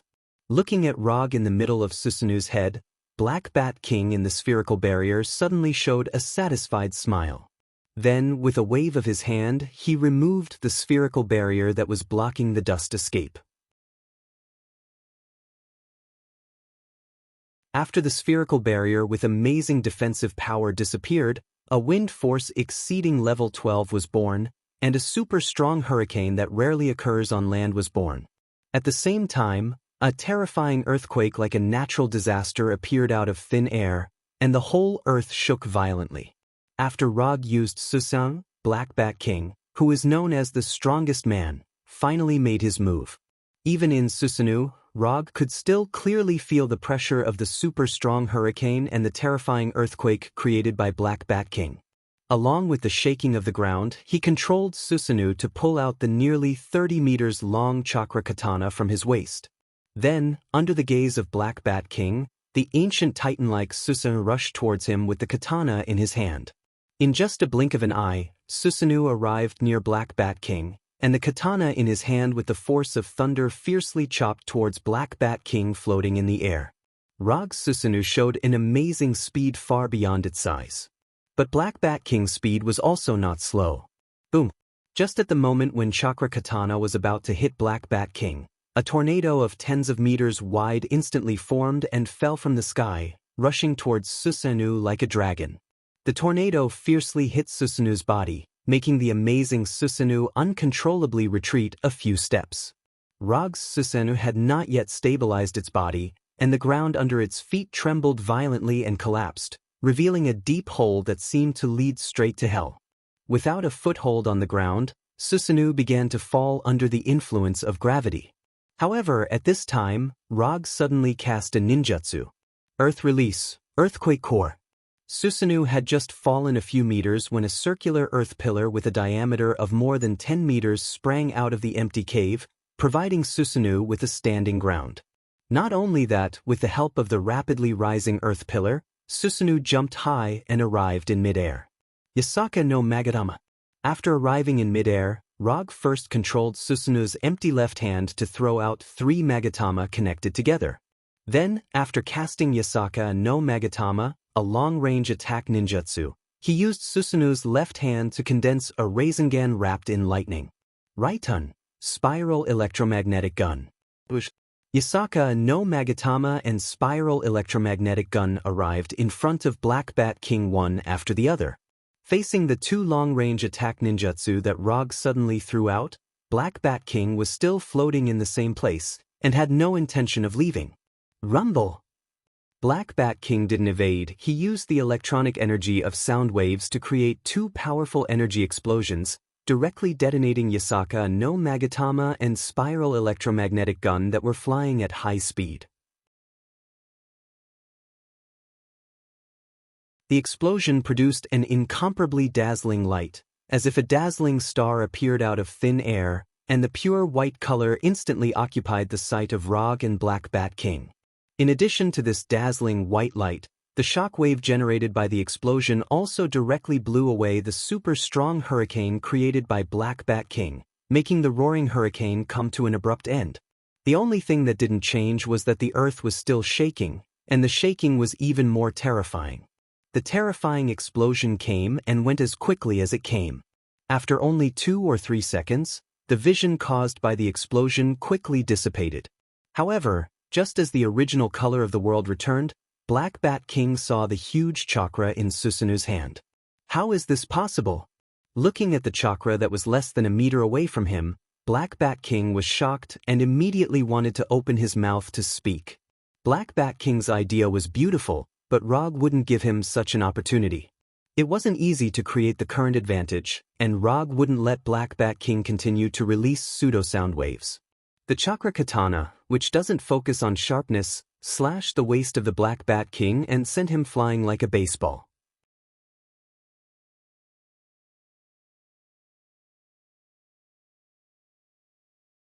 Chapter 551.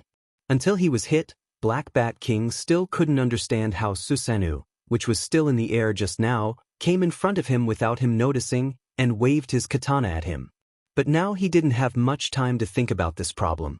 The terrifying force from chakra hit his waist like a high-speed train at full speed, bringing him extreme pain that he had never experienced in his life. If it weren't for the electronic energy of the quasi-sound wave that slightly blocked the katana, he would have already started to consider who will inherit the position of the Lord of Adelan City. After hitting Black Bat King with a katana, Rog didn't continue to pursue Black Bat King, but watched him hit the distant iceberg like a cannonball, leaving a very obvious circular impact crater on the iceberg. To some extent, the reason why he could hit Black Bat King with a katana was actually due to a lot of luck. Because even he didn't expect that after Susanoo was upgraded to the 4th form with a complete body, it would be so compatible with ninjutsu. When Susanoo only had the 2nd form of flesh and blood, he tried to use Susanoo to cast some ninjutsu. But because Susanoo only had the upper body at that time, there weren't many ninjutsu that could be cast with Susanoo. However, when Susanoo has the lower body and has a complete meridian system like a ninja, the situation has become very different. In other words, as long as it doesn't involve special ninjutsu such as Kekkei Genkai, he can use Susanoo to cast it. He had already confirmed this when he used Earth Escape, Earthquake Core. After confirming this point, how to make Susanoo quietly arrive in front of the Black Bat King from the air became very simple. Whether it was Yasaka no Magatama or Spiral Electromagnetic Gun, they were just smoke bombs. These two ninjutsu were deliberately used to attract the attention of Black Bat King. When Black Bat King's attention was all focused on Yasaka no Magatama and Spiral Electromagnetic Gun, Rog was ready to launch the next attack at any time. Just as he had expected, the Black Bat King used a sonic energy explosion to detonate the Yasaka no Magatama and the Spiral Electromagnetic Gun. At the moment of the explosion, Rog controlled Susanoo to cast the body flicker technique and used the terrifying momentum generated by the explosion to quietly appear in front of the Black Bat King. This was a very simple tactic, but based on the current situation, this simple tactic was displaying the power it should have. Susanoo's blade not only sent the Black Bat King flying, but also laid the foundation for Rog's victory. Flying Thor. Through the blade just now, Rog successfully left the Flying Thor on the Black Bat King. This was also the reason why he did not continue to pursue the Black Bat King. This was because he no longer had to chase after the Black Bat King. Under Rog's gaze, the Black Bat King, who had crashed into the ice mountain, floated up again. His left hand pressed on his waist that was cut, and his right hand wiped the blood from the corner of his mouth. If it weren't for the release of the quasi-sonic wave as soon as he made a sound, the Black Bat King really wanted to praise Rog at this time. Since he mastered the quasi-sonic wave superpower, this was the first time he suffered an attack that almost took his life directly. This was a near-death experience that he had never experienced before, and the way he looked at Rog became a little strange. Unlike other people in the universe, the Black Bat King didn't think that Rog defeating Ronin the Manipulator and tying with Thanos was a great thing. If he fought with Ronin and Thanos, he could do the same, or even do better. But now, he discovered that he had always underestimated Rog. Susanoo's blade just now made him understand a fact that Rog was not weaker than him, and Rog was better at fighting than him. The Black Bat King, who was floating in the air, did not immediately launch a counterattack, and stop the hurricane and earthquake caused by the quasi-sonic wave, no longer wasting the electronic energy in his body. The shaking earth began to calm down, and Rog also controlled Susanoo to put away the katana in his hand. Then, he let Susanoo extend his right hand and hooked his finger at the Black Bat King in the distance. "Come here." The Black Bat King knew very well what Susanoo's gesture meant, but even if Rog didn't let Susanoo make this provocative gesture, he still wouldn't have the intention to escape or leave. Running away with his tail between his legs after being beaten up was not his style. Compared with the practice of a gentleman taking revenge 10 years later, he preferred to take revenge on the spot. The Black Bat King's surroundings flashed with a gorgeous light visible to the naked eye. Under the entanglement of these gorgeous lights, the Black Bat King flew toward Rog like a meteor cutting through the sky. Looking at the Black Bat King flying at high speed, Rog lets Susanoo display the signature ninjutsu of the 4th Hokage. Rasengan. A Rasengan with a diameter of 2 or 3 meters instantly appeared in Susanoo's right hand, and the frantically rotating Rasengan brought a rotating airflow visible to the naked eye. In just a moment, the meteor-like Black Bat King arrived in front of Susanoo, and the electronic energy around him was like a nuclear bomb that was about to explode, producing a violent nuclear fusion reaction. However, at this time, the ancient titan-like Susanoo suddenly disappeared in front of the Black Bat King. Flying Thor. Flying Thunder God with his own body and Flying Thunder God with Susanoo, there is no essential difference. The only difference is that Flying Thunder God with Susanoo consumes more chakra. However, this is not a problem for Rog, whose chakra capacity has reached 0.65 chakra. In a flash, Susanoo, which should have been in front of the Black Bat King, came behind him. At the same time, the Rasengan in Susanoo's hand fiercely hit the energy barrier formed by the Black Bat King's body. Boom! The Black Bat King, who was flying at high speed, was hit by the Rasengan, and his whole body hit the ground heavily, leaving a huge crater on the hard frozen ground.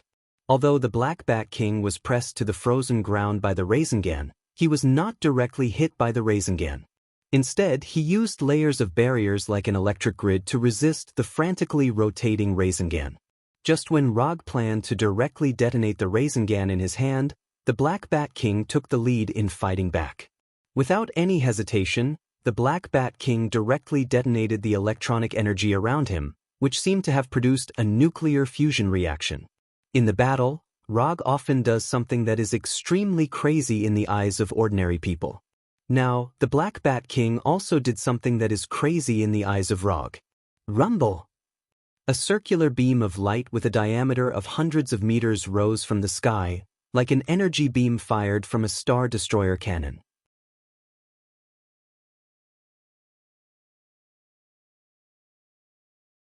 Chapter 552. The blood-red energy beam connected the earth and the sky like a giant pillar, directly passing through the atmosphere and reaching outer space. Rog didn't expect that the Black Bat King would choose this kind of bleeding tactic that would harm the enemy by 1,000 and himself by 800. Using himself as bait, he lured him to launch a melee attack. Then, together with himself, he was exposed to the impact of the powerful electron energy. Rog wouldn't be surprised if this kind of tactic was used by an enemy with amazing physical strength like Thanos. But now, it was the Black Bat King, whose physical body was not particularly strong, who used this tactic. Under the impact of the terrifying electron energy, the armor on Susanoo's body began to shatter inch by inch, and the huge body began to show signs of gradually collapsing. Without the protection of Susanoo, Rog really didn't dare to use his own body to resist the counterattack of the Black Bat King, and he would definitely choose to leave the attack range of the energy beam in the first place. But now, he has no intention of leaving at all. Isn't it just an injury for an injury? Rog, who has the sage body, doesn't think that his ability to withstand injuries will be weaker than that of the Black Bat King. More importantly, the Black Bat King, who triggered the energy impact, was now pressed to the ground by Susanoo. At the moment when the energy beam erupted, the Rasengan in Susanoo's hand was detonated by the impact of the electron energy. But this was not a problem for Rog at all. While using Susanoo to resist the electron energy impact, he raised his Susanoo, which had begun to crack, and condensed a super jade Rasengan with a diameter of tens of meters. Since you want to play, then I will play with you to the end. With a thought, Susanoo's left hand suddenly pressed down, resisting the impact of the electron energy, and pressed the Super Jade Rasengan on the Black Bat King. In the next second, the Super Jade Rasengan, which contained a large amount of chakra, shattered. Rumble! The ravaged Antarctic tundra ushered in a devastating blow. The light blue ball of light instantly swallowed the bottom of the energy beam, making the red beam of light that went straight to the sky come to an abrupt end. The explosion of the Super Jade Rasengan not only interrupted the electron energy impact of the Black Bat King, but also interrupted Rog's Susanoo. Susanoo, which was already showing signs of collapse, officially welcomed the collapse with the explosion of Oda Dama Rasengan. With the help of the terrifying shockwave from the explosion, Rog used the super light rock technique to fly backwards, avoiding the energy storm formed by chakra and the sound wave. When the red and blue energy storm had completely dissipated, Rog slowly descended from the sky and stepped onto the polar continent that was already covered in scars. When Rog landed on the ground, the Black Bat King, who was hit by the Rasengan and Odama Rasengan, slowly walked out of the huge explosion pit. Holes of various sizes appeared on the Black Bat King's tights, which had two conspicuous white stripes. The small fork-shaped antenna on his head that he had been wearing since he was a child had also disappeared. His black balaclava was also riddled with holes like his tights. Even without looking at Black Bat King's current appearance, Rog could tell that Black Bat King was in a bad state. The strength of the electron energy in his body was less than half of what it was at the beginning, and even the strength of his life signal was much dimmer than before. Compared with the miserable Black Bat King, Rog's current state was obviously much better. Except for the consumption of chakra, there were no injuries on his body, and he still maintained the handsome posture that the fourth Hokage should have. After confirming the current state of Black Bat King with chakra perception, Rog took out the Kusanagi sword and the thunder fan that he didn't have on him. Right and Chidori blade. After adding Chidori blade to the Kusanagi sword in his right hand, he took a deep breath and disappeared in a flash. Flying Thor. Using the Flying Thor, Rog, holding the sword in his right hand and the thunder fan in his left hand, instantly appeared in front of Black Bat King and launched an attack on him. Although Black Bat King didn't wear any weapons, his sound wave ability was the best weapon. Before Rog's Kusanagi sword touched him, his sound wave attack had already created a small energy explosion in front of Rog. After the previous battle, Rog had a rough understanding of Black Bat King's sound wave attack. Apart from those fancy natural disasters and energy barriers, Black Bat King's sound wave attack can be roughly divided into two types. One is a large-scale attack that needs to be prepared in advance, but the power and range are larger. The other was a small instant cast attack like the one he was seeing now. Simply put, it's the difference between ordinary skills and big moves. Whether it's ordinary skills or big moves, Rog didn't intend to use his own body to experience them. This was also the reason why he was attacking with the circular fan. The thunder fan made of vibranium can't block Black Bat King's big move, but it can block these instant ordinary skills without any problem. After blocking Black Bat King's grenade-like energy explosion with the thunder fan, Rog's Kusanagi sword once again appeared in front of Black Bat King. Asterisk clang. Asterisk after the small energy explosion was blocked by the thunder fan, Black Bat King decisively gave up the idea of continuing to attack Rog. Instead, he used electronic energy to create a hexagonal energy barrier to block Rog's lightning-fast sword. Black Bat King didn't have much combat experience, but that didn't mean he wasn't good at close combat. It wasn't wrong to use a shield-sized energy barrier to block Log's sword, but he had overlooked a very important issue. That is, in close combat, giving the initiative to Rog was an extremely unwise thing to do. The goddess of death, Hela, had a deep understanding of this. Rog didn't care at all that his Kusanagi sword was blocked. With a light twist of his left wrist, the thunder fan that he used as a shield turned into an offensive weapon in the blink of an eye. When Rog used the Kusanagi sword and the thunder fan to perform a different type of two-blade attack, Black Bat King finally understood how unwise it was to give the initiative to Rog. The Kusanagi sword was like a thunderstorm coming at him, not giving him any chance to breathe. Shield-sized energy barriers appeared one after another, and then were broken one after another. Even with his extraordinary dynamic vision, Black Bat King gradually couldn't keep up with Rog's attack rhythm. The silver-white Kusanagi sword and the thunder fan turned into afterimages in his eyes, attacking him from all angles.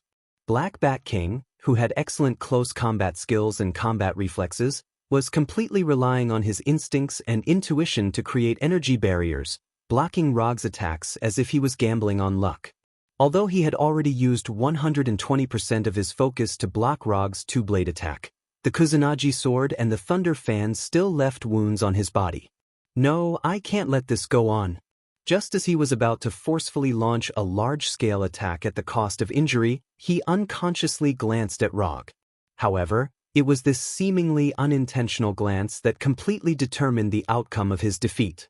He saw Rog's expression that said everything was under control, and he saw the pair of blood-red eyes with triangular darts. "I've been waiting for you for a long time, Tsukuyomi."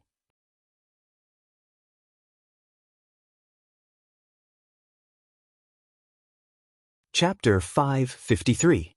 Once Tsukuyomi was used, the game was over. Ever since he mastered Tsukuyomi, Rog had never encountered an enemy that Tsukuyomi couldn't deal with. Be it enemies like Ronin and Hulk, who lean toward physical melee combat, or an all-round player like Death Goddess Hela, Tsukuyomi could bring the battle to a smooth end.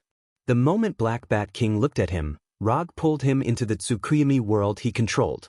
Unlike the previous few times, the Tsukuyomi world Rog constructed wasn't the dark and silent Crimson Moon world, but the moon's surface that Black Bat King was more familiar with. The blue earth replaced the Crimson Moon's position and hung high in the night sky. On the surface of the moon, which was only grayish-white soil and rocks, Black Bat King hung high on a huge cross carved from rock like the previous few experiencers. "This is a world under my control. You can speak in peace here. You don't have to worry about your voice releasing pseudo-sound waves." As Black Bat King sized up this strange world with a serious expression, Rog's voice suddenly sounded. Then, under his gaze, the shadows on the ground evolved into black crows that soared into the sky and finally condensed into Rog's appearance. "I didn't expect you to have such an ability. From the looks of it, Nick Fury and the others have never understood your true strength." Although it was Black Bat King's first time entering the Tsukuyomi world, he wasn't particularly unfamiliar with the mental world formed by illusions. In Adelan City, there were many mutants who had awakened their illusions. However, compared to Tsukuyomi, the worlds constructed by mutants with illusions were many times rougher. It's normal that they don't know. Including you, only 5 people have been to this world. This was the 4th time Rog had used Tsukuyomi in battle. However, when he used Tsukuyomi on Hulk, for some reason, Dr. Banner's consciousness was pulled into the Tsukuyomi world. Therefore, there was a bug where the number of experiencers exceeded the number of times he used it. This wasn't a good thing for him, who had mild obsessive-compulsive disorder. Therefore, he had been considering if he should use Tsukuyomi on Hulk or Banner again. Erasing it didn't affect him much, but it would make him feel the numerical difference that wasn't too good. "From the looks of it, you should have absolute confidence in defeating me. Alright, let's not waste any more time. Let's do it." After trying for a while, the Black Bat King decisively gave up the idea of breaking free from the cross's shackles and said to Rog calmly, "Don't be in such a hurry. I'm not in a hurry right now. Perhaps we can have a good chat." With that, Rog created 2 classic high-back chairs out of thin air and removed the rock cross that bound the Black Bat King. "Have a seat. Make yourself at home." Regardless of the cross's restraint, it was impossible for King Black Bat to escape Tsukuyomi's influence. Therefore, Rog didn't mind giving him a more comfortable experience. "What do you want to talk about?" After sitting on the high-back chair, the Black Bat King's expression softened a lot. At least, it was no longer as cold as before. "You heard about my battle with Ronin and Thanos, so you want to compete with me. I can understand this. But what I don't understand is why you chose to join Nick Fury's side. If you just want to compete with me, you don't need to go through so much trouble. Just come to Konoha and find me." In the beginning, Rog completely believed the Black Bat King's words, thinking that he was just itching for a fight. But after fighting with the Black Bat King for a while, his intuition told him that things were not as simple as the Black Bat King said. Ronin and Thanos might be one of the reasons, but it's definitely not the only reason. Because of a prophecy. After a few seconds of silence, the Black Bat King said slowly, "Prophecy? Don't tell me that it's a prophecy about me destroying the world." Before becoming the disciple of Ancient One, Rog didn't believe in any prophecies. In his opinion, the so-called prophecies were nothing more than lies that those ignorant and incompetent charlatans used to fool others. However, after officially stepping into the magic domain, his view of prophecies has changed significantly. An accurate prophecy is a real existence, a high-level power that involves the power of time and fate. To give a very simple example, the prophecy made by Ancient One is likely to come true at some point in the future. It is indeed a prophecy about the destruction of the world, but the person who destroyed the world in the prophecy is not you, but an inhuman. You are also familiar with this inhuman. She is Daisy, the Shockwave Woman. As soon as the Black Bat King finished speaking, a memory related to Daisy appeared in Rog's mind. In that future, the Earth was indeed broken. But it was not Daisy who really destroyed the Earth, but Glenn Talbot who absorbed the gravity force, the so-called King of Magnets. Because of his misdeeds in this world, Rog can be sure that the timeline of King of Magnets' destruction of the world will never appear, and Daisy will not be the scapegoat of the world destroyer. Did the prophecy you got wisely pointed out that Daisy was the one who destroyed the world? Is it possible that you interpreted the prophecy wrong? Rog did not doubt the Black Bat King's so-called prophecy, but he felt that the Black Bat King might have interpreted the prophecy wrong. Just like the timeline where King of Magnets destroyed the Earth, everyone thought that it was Daisy who shattered the Earth, but the fact was the opposite. Interpreted the prophecy wrong? The Black Bat King didn't expect that Rog would have such an idea. And for some reason, he always felt that Rog seemed to know something. No, we didn't interpret the prophecy wrong. The prophecy clearly pointed out that Daisy, the Shockwave Woman, was the one who shattered the Earth. Isn't it a false prophecy caused by the confusion of the timeline? Looking at the Black Bat King's solemn expression, Rog had to seriously consider the authenticity of the prophecy. With the Black Bat King's identity and strength, there is no need for him to lie about this kind of thing, which is not in line with his persona. However, he still can't accept the Black Bat King's statement. The reason is simple. Even if Daisy really has the strength to shatter the Earth, she needs to have such an opportunity. Earth looks quite ordinary on the surface, and the other civilizations in the universe basically treat Earth as a backward planetary civilization. But in fact, even in the entire universe, Earth is an out-and-out monster room. Those big shots who are reclusive on Earth will never let Daisy destroy the Earth. This has nothing to do with these reclusive big shots not maintaining world peace. It's purely because these big shots can't let others destroy their secluded home.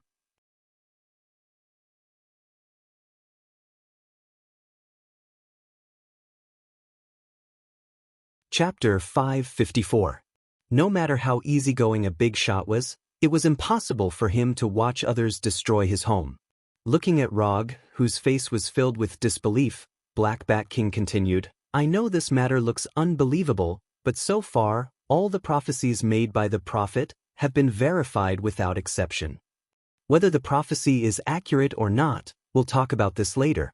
I want to know now. If I let you leave here, will you continue to fight me?"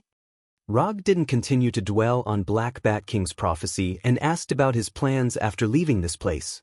If Black Bat King still planned to fight him, he didn't mind letting Black Bat King experience the horror of Tsukuyumi. Even if he didn't kill Black Bat King, he had to at least let him feel the power of Tsukuyumi and dispel the idea of continuing to be his enemy. As long as Black Bat King withdrew from the battle, the remaining Nick Fury and the others were nothing to be afraid of. I'm not the kind of person who refuses to admit defeat. The situation is already very obvious. If I continue to fight, the one who loses will definitely be me. Adeline City will no longer interfere in your battle with the White House and the military. I will also bring Maximus back to Adeline City. You don't have to worry about him continuing to cause you trouble." The Black Bat King accepted his failure calmly. "In that case, I don't think we need to stay here any longer." With that said, Rog stretched out his right hand and snapped his fingers. The Tsukuyumi world, which had specially changed the environment for Black Bat King, quickly shattered like glass and finally dissipated completely. When his consciousness returned to his body, Black Bat King immediately calmed down the electronic energy that was boiling like boiling water and used his actions to prove his statement. While Black Bat King calmed down the electronic energy, Rog also put away the Kusanagi no Tsurugi sword and the rumbling thunder fan in his hand and threw them back into the psychic scroll. Then he stretched out his right hand to Black Bat King and said with a smile, "Let me introduce myself again. My name is Rog, and I'm a ninja." Adeline City, Blackguard Bot. Black Bat King shook hands with Rog and introduced himself solemnly. Washington, D.C., Konoha Intelligence Agency Headquarters. When Rog used portal magic to bring Konoha's army from Tatooine, Nick Fury finally understood what it was like for those enemies to face S.H.I.E.L.D. agents whose equipment and force were in a completely different dimension. The 4 universe-level warships led by the Golden Jack occupied all the airspace without any suspense. When the 4 battleships appeared, the bombardment of cannon fire immediately let Nick Fury and the others see what a high-level battle in the universe was like. In just 1 round of artillery fire, Nick Fury's side lost 1/3 of their men. And the following special forces and werewolves made them feel the insurmountable gap between them and Konoha. There was no need to mention the special forces that looked like steel soldiers in individual power armors.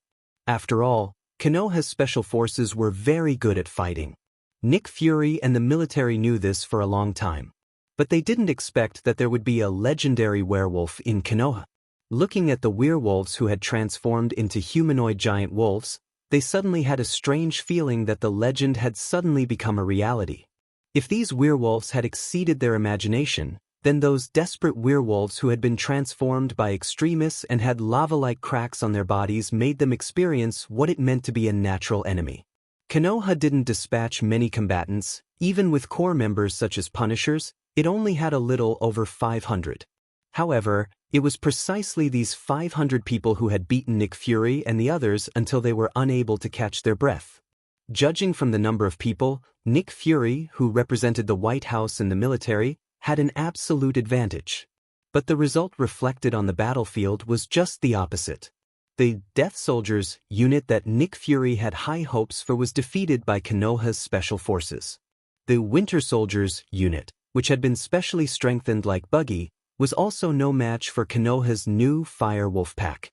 Even Rogers, War Machine Colonel Rhodes, and the rest of the American team were forced to retreat. If it weren't for the fact that they all had decent equipment, they would have lined up to go to hell like those ordinary soldiers. In this one-sided battlefield, the one who fought the best was Medusa, the wife of the Black Bat King, and Tetanus. Tetanus, who had an amazing bite force and the ability to transmit telepathy, immediately stared at the giant wolf Fenrir, trying to determine the winner with this amazing demon wolf. However, things didn't develop as Tetanus expected. Although Fenrir had joined Konoha for a while, he had never shown his strength on Earth. So in the eyes of many people, Fenrir was nothing more than a relatively large wild wolf. But at this time, when Fenrir really showed his fighting stance, Nick Fury and others understood why Rog recruited a wolf into Konoha. Ordinary gunpowder weapons can't even penetrate Fenrir's skin. The main battle tanks and chariots made of steel were no different from paper in front of Fenrir. Except for the vibranium shield in the hands of the American team and Heibao wearing vibranium armor, others couldn't resist Fenrir's claws and fangs. Tetanus's canine teeth and vibranium spears could pierce Fenrir's skin. However, when they really cut Fenrir's skin, they found a more terrifying thing. The symbiotic body Xianxia, who surpassed the Lord level, was on Fenrir at this time. The wounds they left on Fenrir were completely healed by Xianxia in the blink of an eye, and not even a drop of blood flowed out. And after Xianxia appeared, Fenrir's image began to change significantly. 2 heads identical to Fenrir grew from the left and right shoulders, and a pair of feet grew from the ribs and abdomen. The giant wolf Fenrir turned into a 3-headed, 8-footed demon wolf in the blink of an eye. Xianxia not only changed Fenrir's appearance, making him look more like a mythical monster, but also made his body get a terrifying increase. Strength, speed, endurance, resilience. With the help of Xianxia, Fenrir seemed to have suddenly opened the gene lock and evolved into a higher level of life. After transforming into a 3-headed, 8-footed demonic wolf, Fenrir fought against many alone. Not only did it suppress the combined attacks of Black Panther, Tetanus, and Black Panther, it also suppressed the Wakanda troops that Black Panther brought along. The monster that shook the earth, with an invincible posture, started his first battle after returning to the earth.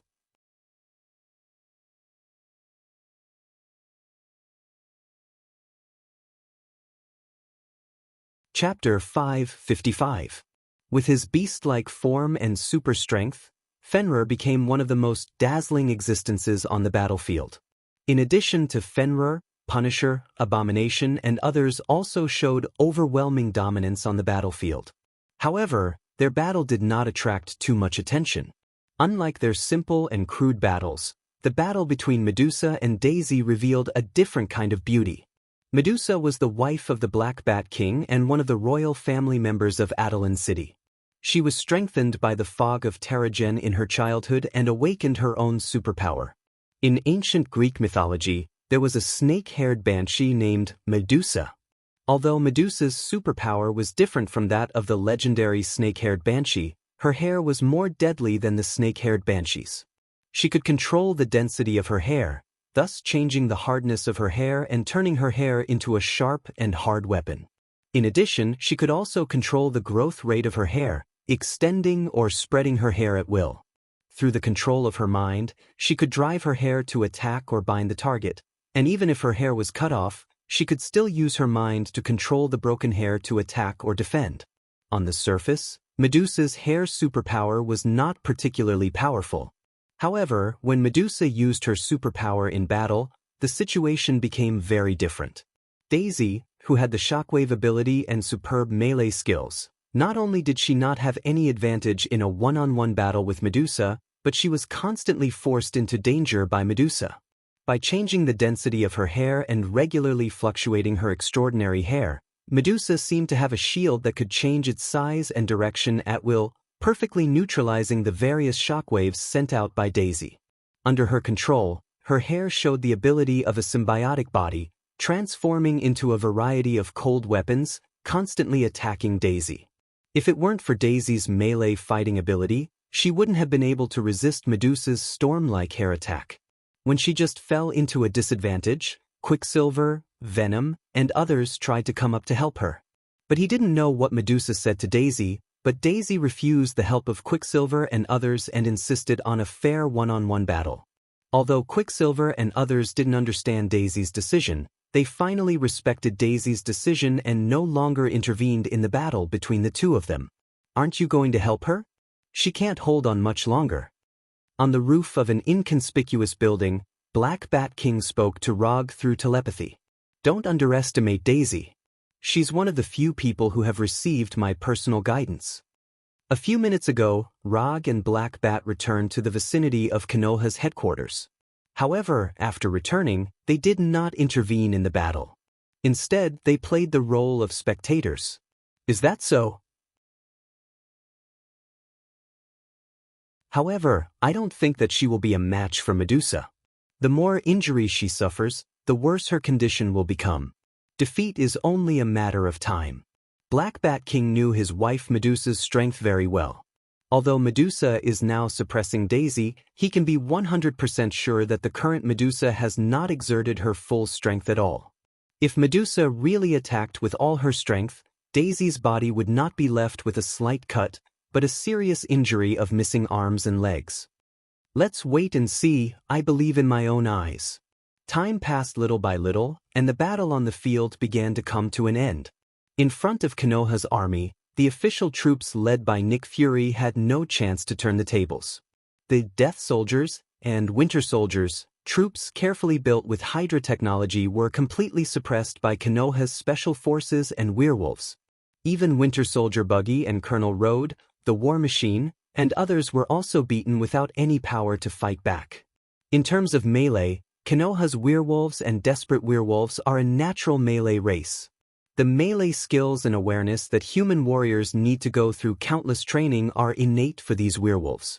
In terms of equipment, the Special Forces are equipped with the Star's 4 individual power armor, which is the top armor developed by Xander for the new Star Corps. Except for the small number of people, Konoha's troops can be said to have crushed the official troops led by Nick Fury in all aspects. If Konoha still loses under such circumstances, Rog will personally disband Konoha's troops and save them from continuing to disgrace themselves. It didn't take long for the official troops led by Nick Fury to usher in the final defeat. Except for the 3 members of the American team who were still tenaciously resisting Fenrir and Blackie, Only the battle between Medusa and Daisy has not been decided yet.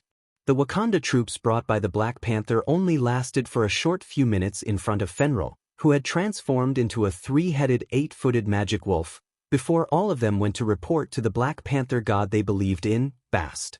Although the American team with the vibranium shield and Panther with the vibranium armor avoided the end of death on the spot, they also deeply felt the horror of the demon wolf. As for the tetanus, his current state is much better than that of the American team and Panther. With the ability of teleportation, he can easily avoid Fenrir's fangs and claws. However, he, who is far less large than Fenrir, also faced a very awkward problem. He can't touch Fenrir's vital parts. In front of Fenrir, the 1-meter-high tetanus was like a 3-year-old child facing an adult. He was helpless against Fenrir, who was far larger than him. Jump up and hit others' knees.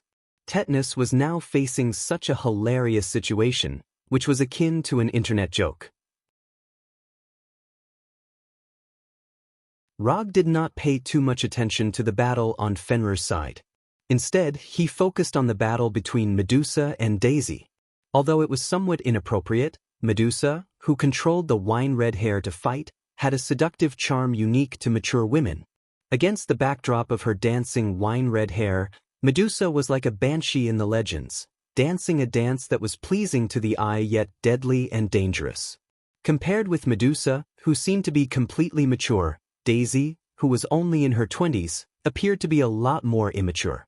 This immaturity was not only shown in the feminine charm she exuded, but also in the aspect of combat experience. The more Rog observed the battle between Medusa and Daisy, the more he felt that the prophecy Black Bat King got was wrong. The current Daisy doesn't look like she has the ability to destroy the world. Compared with Daisy destroying the world, Rog believed that Walter, who was standing with Quicksilver, destroyed the world.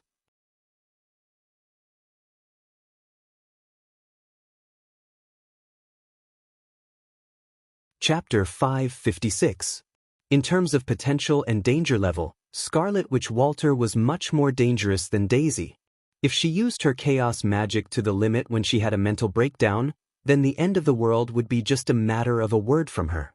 Fortunately, Roger found the two of them and tricked them into entering Konoha, essentially eliminating the possibility of her complete mental breakdown. Quicksilver Pietro was still alive and well. As for her emotional line that could have appeared on Genjutsu, it didn't even have a chance to appear before Rog eliminated it.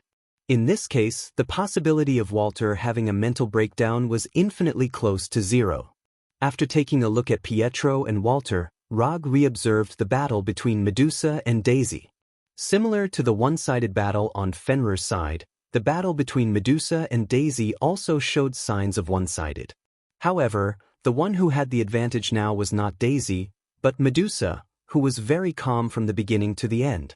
Just looking at the awakened superpower, Medusa was no match for Daisy. But Medusa used practical actions to prove that there was no weak superpower, only weak users. The long burgundy hair that seemed to have a life of its own hit Daisy's body like a sharp blade or a long whip, cutting holes of various sizes on Daisy's close-fitting black combat suit. With a little combat experience, it could be seen that Daisy was completely caught in the rhythm of the battle controlled by Medusa. If Medusa hadn't been controlling the power of the attack, Daisy would have died under Medusa's attack. Looking at Daisy, who was constantly knocked down and struggling to stand up again and again, Rog sighed helplessly. He knew a long time ago that Daisy was a very stubborn person, but he didn't expect Daisy's stubbornness to be so serious to the point that it affected her fighting mentality. Judging from Daisy's current offensive and defensive posture, it was easy to see that her current state of mind had completely collapsed. Now, instead of saying she was fighting to the end, it was more like she was giving up meaninglessly. Her resistance not only didn't have the effect it should have, but it also further widened the gap between her and Medusa. She lost. King Blackbat's voice sounded again. Yeah, I lost. This time, Rog did not insist on his previous opinion and decisively admitted Daisy's failure. If Daisy could remain calm, she might have a chance to turn the tables.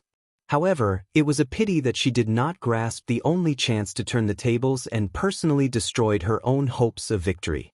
When Daisy was knocked down by Medusa's wine-red hair again, Rog took out his calamity pistol and fired in their direction. Along with the sound of gunfire, a fireball with a diameter of several meters flew between them like a cannonball, completely isolating them. This was Rog's first and last shot in this battle. Konoha versus the U.S. government. Konoha wins. Rog didn't care about cleaning up the battlefield after the war. After Fenrir returned the tetanus to the Black Bat King, he went to the temporary negotiation room. Nick Fury, Team America Rogers, Winter Soldier Bucky, War Machine Colonel Rhodes, Black Panther T'Challa. In this temporary negotiation room, he saw many familiar faces. Maximus did not appear here. After the battle, King Black Bat took him away from the Earth and promised Rog that Maximus would never appear on the Earth again. According to the original plan, King Black Bat should also take away Daisy in the prophecy. However, this plan completely disappeared after he lost to Rog. How does the mechanical prosthesis feel?